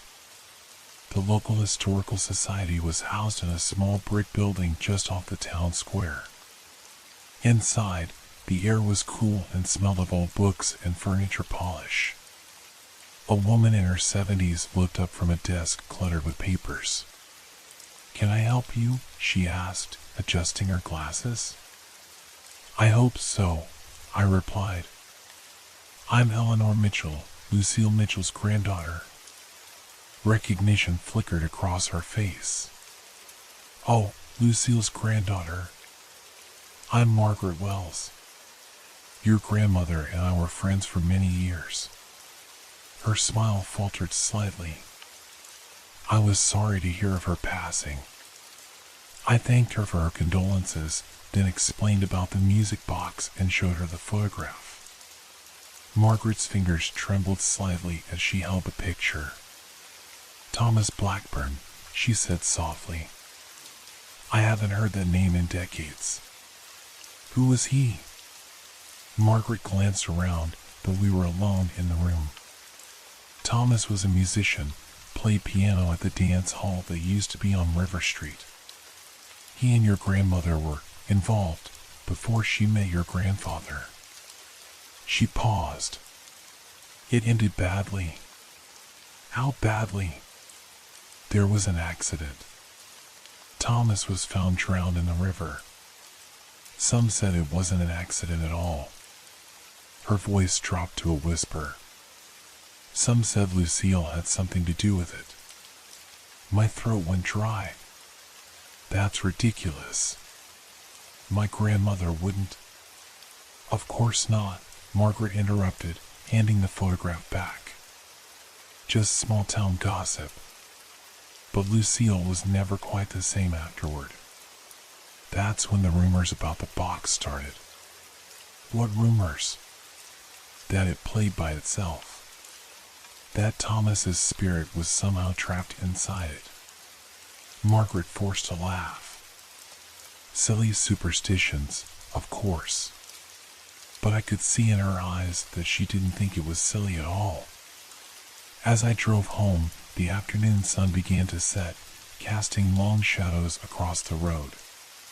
The house looked different somehow as I approached, darker, more imposing against the twilight sky. For a moment, I considered driving past, finding a motel for the night. Instead, I parked in the driveway and forced myself to go inside. The house felt colder than it should have in the Mississippi summer. I checked the thermostat, 72 degrees, yet I could see my breath fogging in the air. I wrapped my arms around myself, shivering as I climbed the stairs to my bedroom. The music box sat innocently on the nightstand, looking exactly as I had left it. I approached it cautiously, as if it might spring to life at any moment. When I picked it up, it felt ice cold to the touch. Inside, the photograph was gone.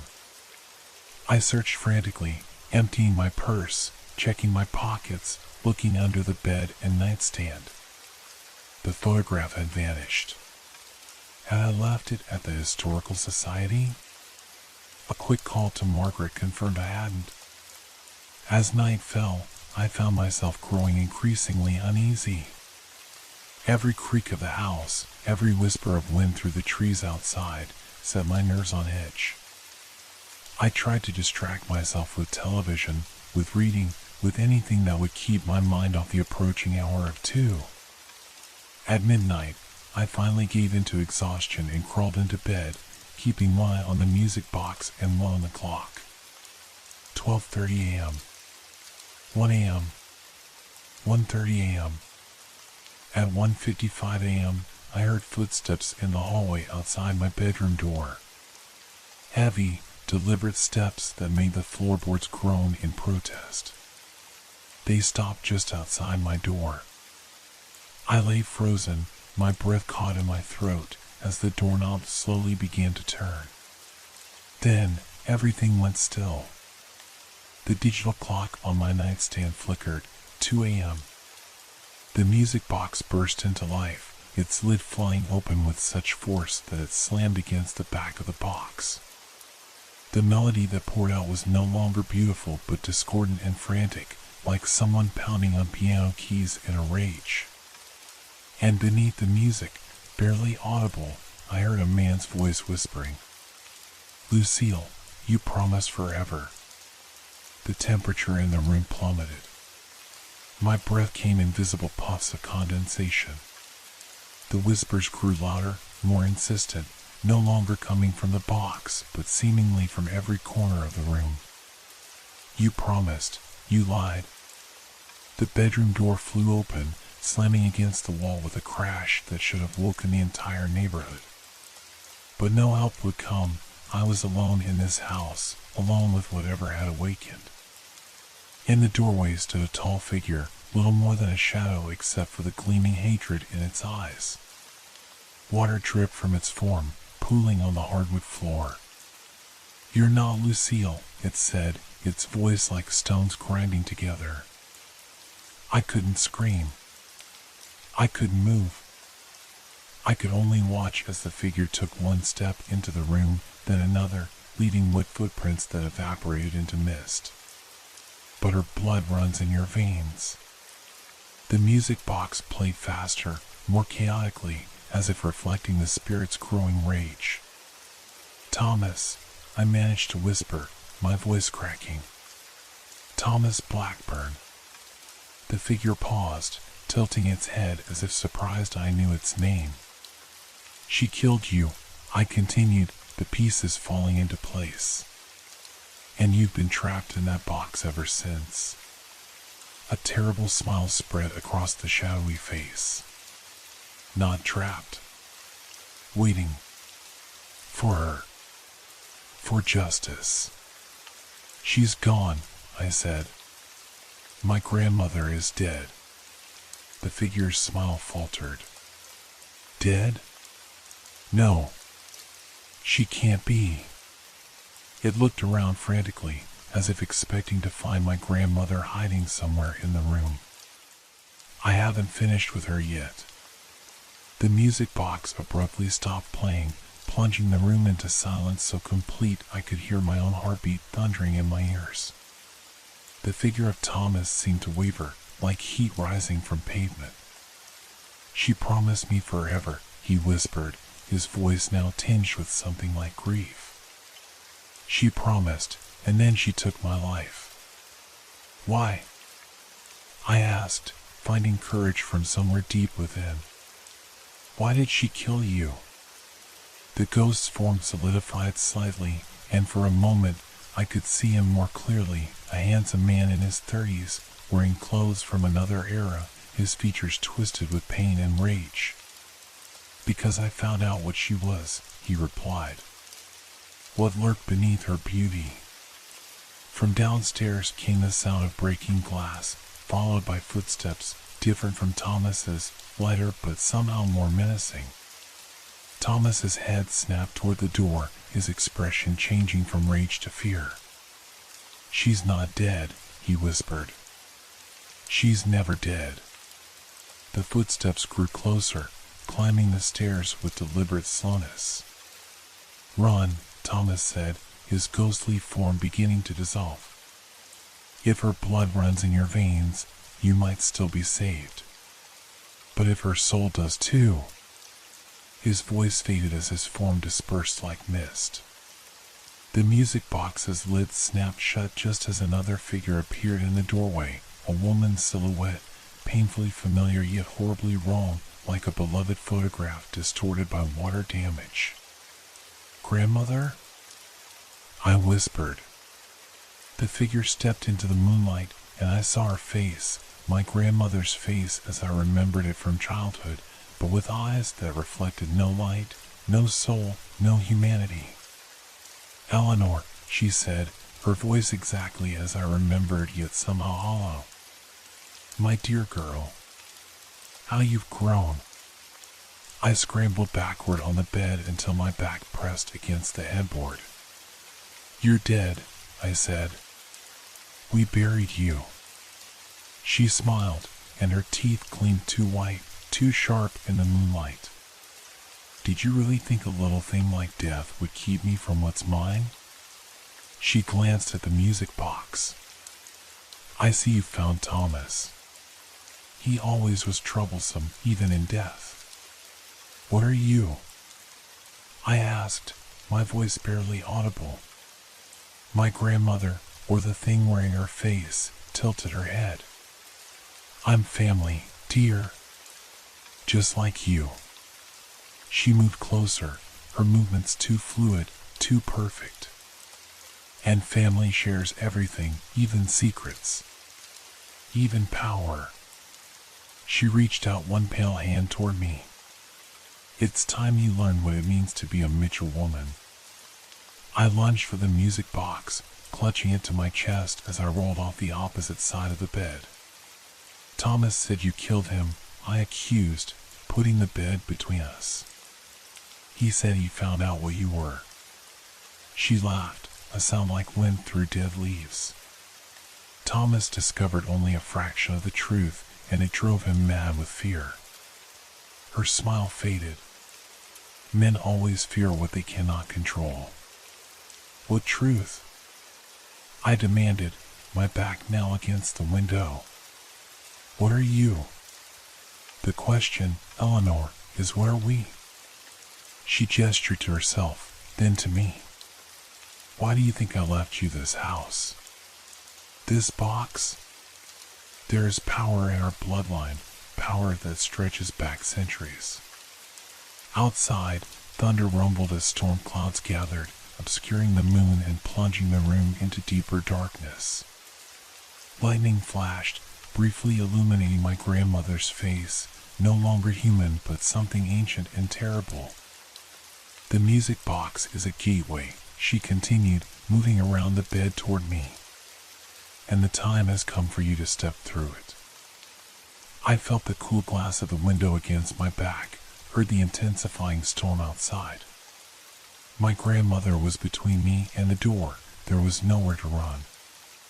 Lightning flashed again, and in that instant, I saw other figures behind her, shadowy forms with hungry eyes, waiting in the hallway beyond.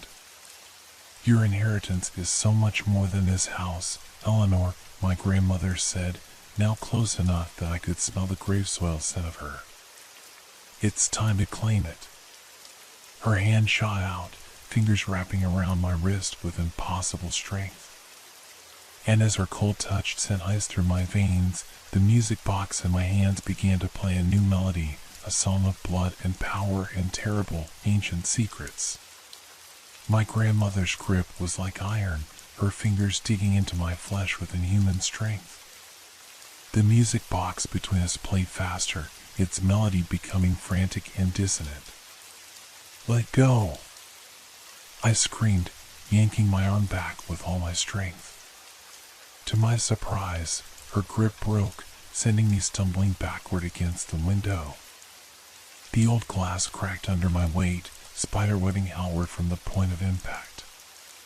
My grandmother's face contorted with rage, her features shifting like wax under flame. You cannot escape what you are, Eleanor, she hissed, her voice now layered with other voices beneath it, older, hungrier voices. The box has chosen you. It always chooses one from each generation. What does that mean? I demanded, clutching the still playing music box to my chest. Lightning flashed again, and in that instant, her mask of humanity slipped completely. What stood before me was only shaped like my grandmother, a hollow vessel filled with something ancient and malevolent. The shadowy figures in the hallway pressed closer, their forms wavering like heat mirages. The box doesn't belong to us, she said. We belong to it. It's been in our family for centuries, passing from mother to daughter, carrying its passenger. Understanding dawned with horrifying clarity. Thomas isn't trapped in the box, I whispered. Something else is. Something that was there long before him. My grandmother's smile stretched too wide for her face. Thomas was merely an obstacle. He discovered what lived inside me, inside the box. He threatened to expose us. I couldn't allow that. So you drowned him, and bound what remained of his spirit to the box as a guardian, she said matter-of-factly. His rage keeps others away. But not family. Never family. The music from the box changed again, becoming something primordial, a rhythm like heartbeats, a melody that seemed to speak directly to something deep and dormant within my own blood. What happens now? I asked, stalling for time as I felt behind me for the window latch. Now you accept your birthright, she replied, taking another step toward me. The entity needs a new vessel. I've served my purpose, lived beyond my natural span. It's your turn now. And if I refuse? Her laughter was like broken glass. No one refuses. The hunger is already inside you, Eleanor. It's been there since birth, waiting to awaken. As if responding to her words, I felt something stir within me, a sudden, inexplicable craving for something I couldn't name. My vision blurred, then sharpened to painful clarity. I could hear the blood pumping through my grandmother's veins, could smell the decay beneath her seemingly solid form. Yes, she whispered, seeing the change in my eyes. You feel it now, don't you? The power, the hunger. I did feel it, a sudden surge of strength, of awareness, of terrible possibility. For a moment, I was tempted. Power beyond imagining, life beyond natural limits. But with it came images, Thomas drowning, his lungs filling with water as my grandmother held him under, other victims throughout decades, throughout centuries, feeding the thing that lived in the box, that passed from generation to generation of Mitchell women. No, I said, my voice stronger than I expected. I won't become what you are. Her face twisted with fury. You have no choice. The shadowy figures in the hallway surged forward, swarming into the room like smoke. I felt their cold touch on my skin, heard their whispering voices in my mind, promising power, promising eternity, promising an end to fear and weakness. The music box in my hands grew hot, vibrating with energy. Its melody reached a crescendo, and I felt something pushing against the boundaries of reality, trying to force its way through, something vast and hungry and ancient. In that moment of terrible clarity, I knew what I had to do. I spun around and slammed the music box against the cracked window with all my strength. The glass shattered outward, and I felt the sharp sting as fragments cut my hands and face. Wind and rain whipped into the room as the storm outside raged. And oh, my grandmother screamed, lunging for the box. I held it out the broken window, my blood from the glass cuts now smearing across its carved surface. It ends now, I said. With me. The thing wearing my grandmother's form froze, its eyes widening with genuine fear. You don't understand what you're doing, it pleaded, its voice suddenly human again, vulnerable. The box cannot be destroyed. It will only find another host, another family. Maybe, I conceded, but it won't be our family. I released the box, watching as it tumbled down toward the rocky garden path 3 stories below. Time seemed to slow as it fell, the lid flying open, the broken mechanism somehow still playing its terrible melody. My grandmother's form convulsed, her mouth opening in a silent scream. The shadowy figures around her began to dissolve, pulled toward the falling box as if by some irresistible force. The music box shattered on the rocks below, fragments of wood and metal exploding outward. A sound like the world tearing at its seams filled the air, not heard with my ears, but felt in my very bones. The shadows in the room were sucked violently out the window, swirling like a tornado toward the broken remains of the box. My grandmother's form began to age rapidly before my eyes, decades passing in seconds. Her skin withered and pulled tight against her skull, her hair thinning and whitening, her eyes sinking into their sockets. "What have you done?" she gasped, her voice now thin and reedy, her body bent and frail. "Set us free," I replied. She reached out one skeletal hand toward me, desperation in her fading eyes. "He'll come for you now," she whispered. "Thomas." With the box broken, there's nothing to hold him back. As if summoned by her words, a cold presence filled the room. Water began to pool on the floor, flowing upward, defying gravity to form a human shape. Thomas stood before us, more solid than before, his eyes fixed on my grandmother with decades of accumulated hatred. "Lucille," he said, his voice like the rushing of dark water. "At last." My grandmother tried to back away, but her newly frail body betrayed her. She stumbled and fell to her knees. "Thomas, please," she begged. "It wasn't me. It was the thing inside me, inside the box." "I know exactly what you are," Thomas replied, advancing on her. "What you've always been." I stepped between them. "Enough," I said. "It's over." The box is destroyed. Thomas turned his cold gaze on me. Stand aside, girl. This doesn't concern you. She's my grandmother. She's a monster who's worn your grandmother's face for generations, he corrected. Don't be fooled by what you see now. This pitiful form is just the shell that remains when the power is gone.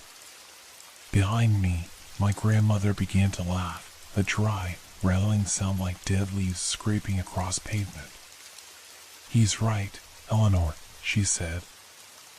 I am not what you think. I never was. Her laughter turned to coughing, and when she spoke again, her voice was different, older, with an accent I couldn't place. I've worn so many faces over the centuries. Lucille Mitchell was just the latest. Thomas nodded grimly. She killed the real Lucille in 1952, took her place.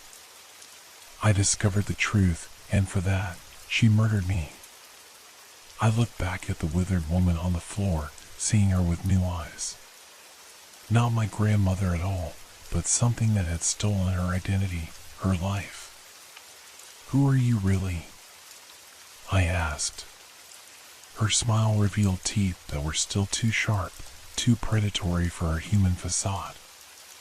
I am hunger. I am patience. I am eternity. She coughed again, blood speckling her lips.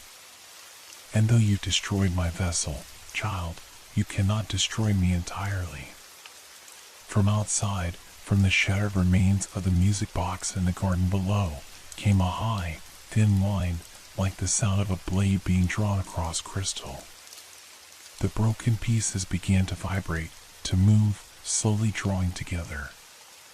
It's reforming, Thomas said, alarm evident in his voice. Even now, it seeks to restore itself. My grandmother's withered form began to dissolve, flaking away like ash in a breeze drawn toward the window. It calls to me, she whispered, something like relief in her ancient eyes. One last chance. I looked from her disintegrating form to the shards of the music box below, understanding dawning with terrible clarity. The box was merely a conduit, a physical anchor for something that existed beyond physical constraints. Breaking it had only temporarily disrupted that connection. Thomas seemed to read my thoughts. There is a way, he said urgently. A binding ritual. My spirit has been tied to hers for decades. I can drag her with me beyond the veil, where neither of us can return. What do you need? I asked. Blood freely given, he replied. From one of her bloodline. Not taken, but offered.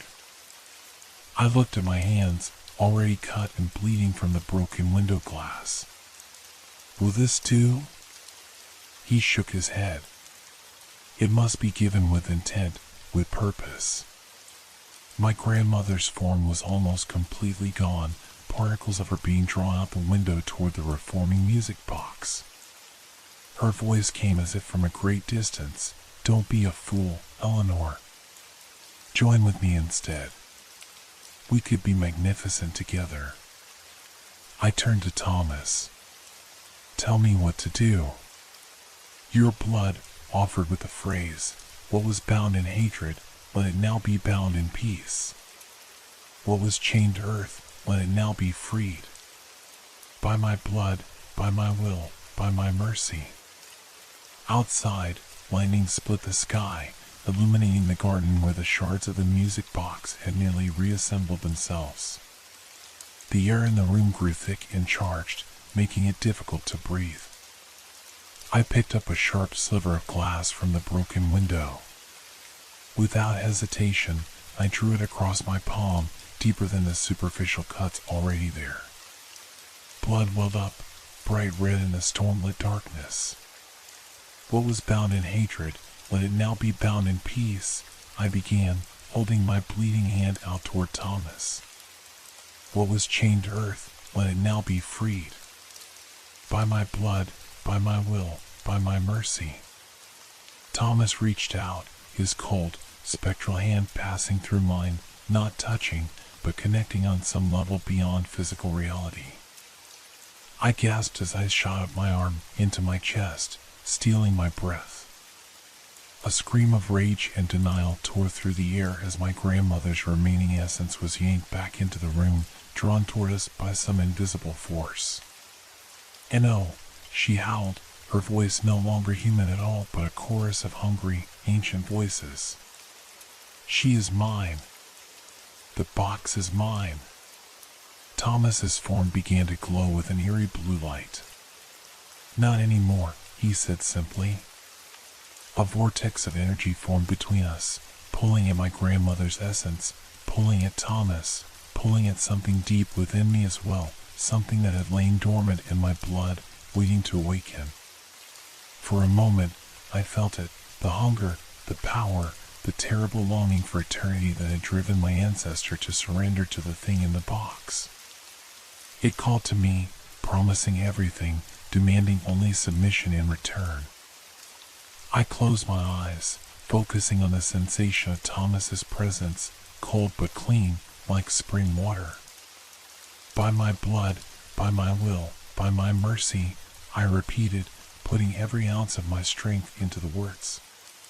The vortex intensified, wind howling through the broken window, the house shaking on its foundation.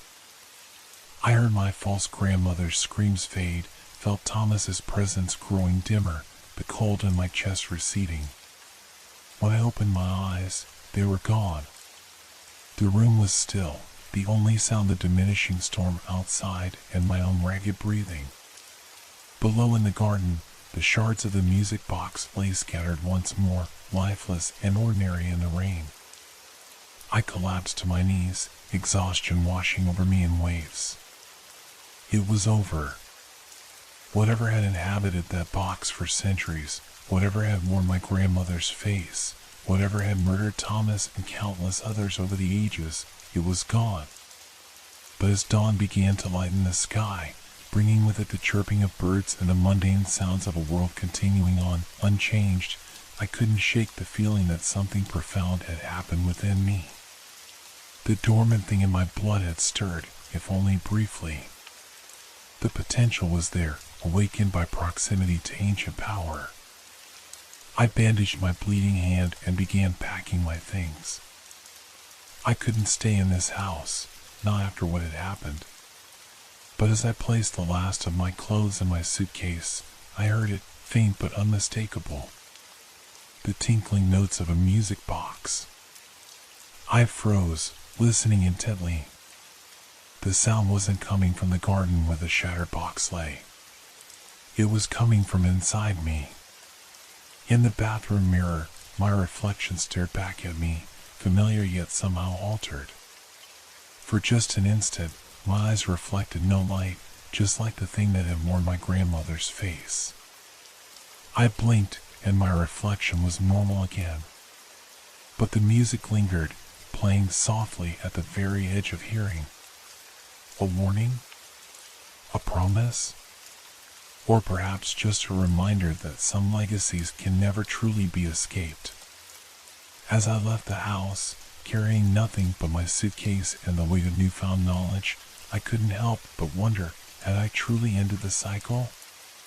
Or merely postponed it for another generation? The music box was broken, the entity bound with Thomas beyond the veil. My grandmother, or whatever had worn her face, was gone. I was free.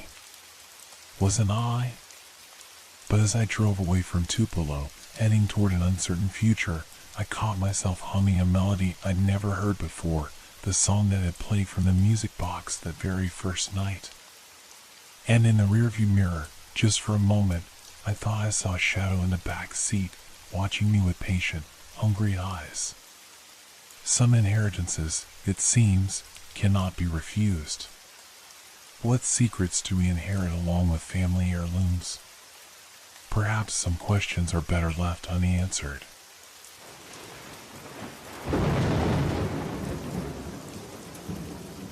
Hope your dreams are filled with fear. Good night.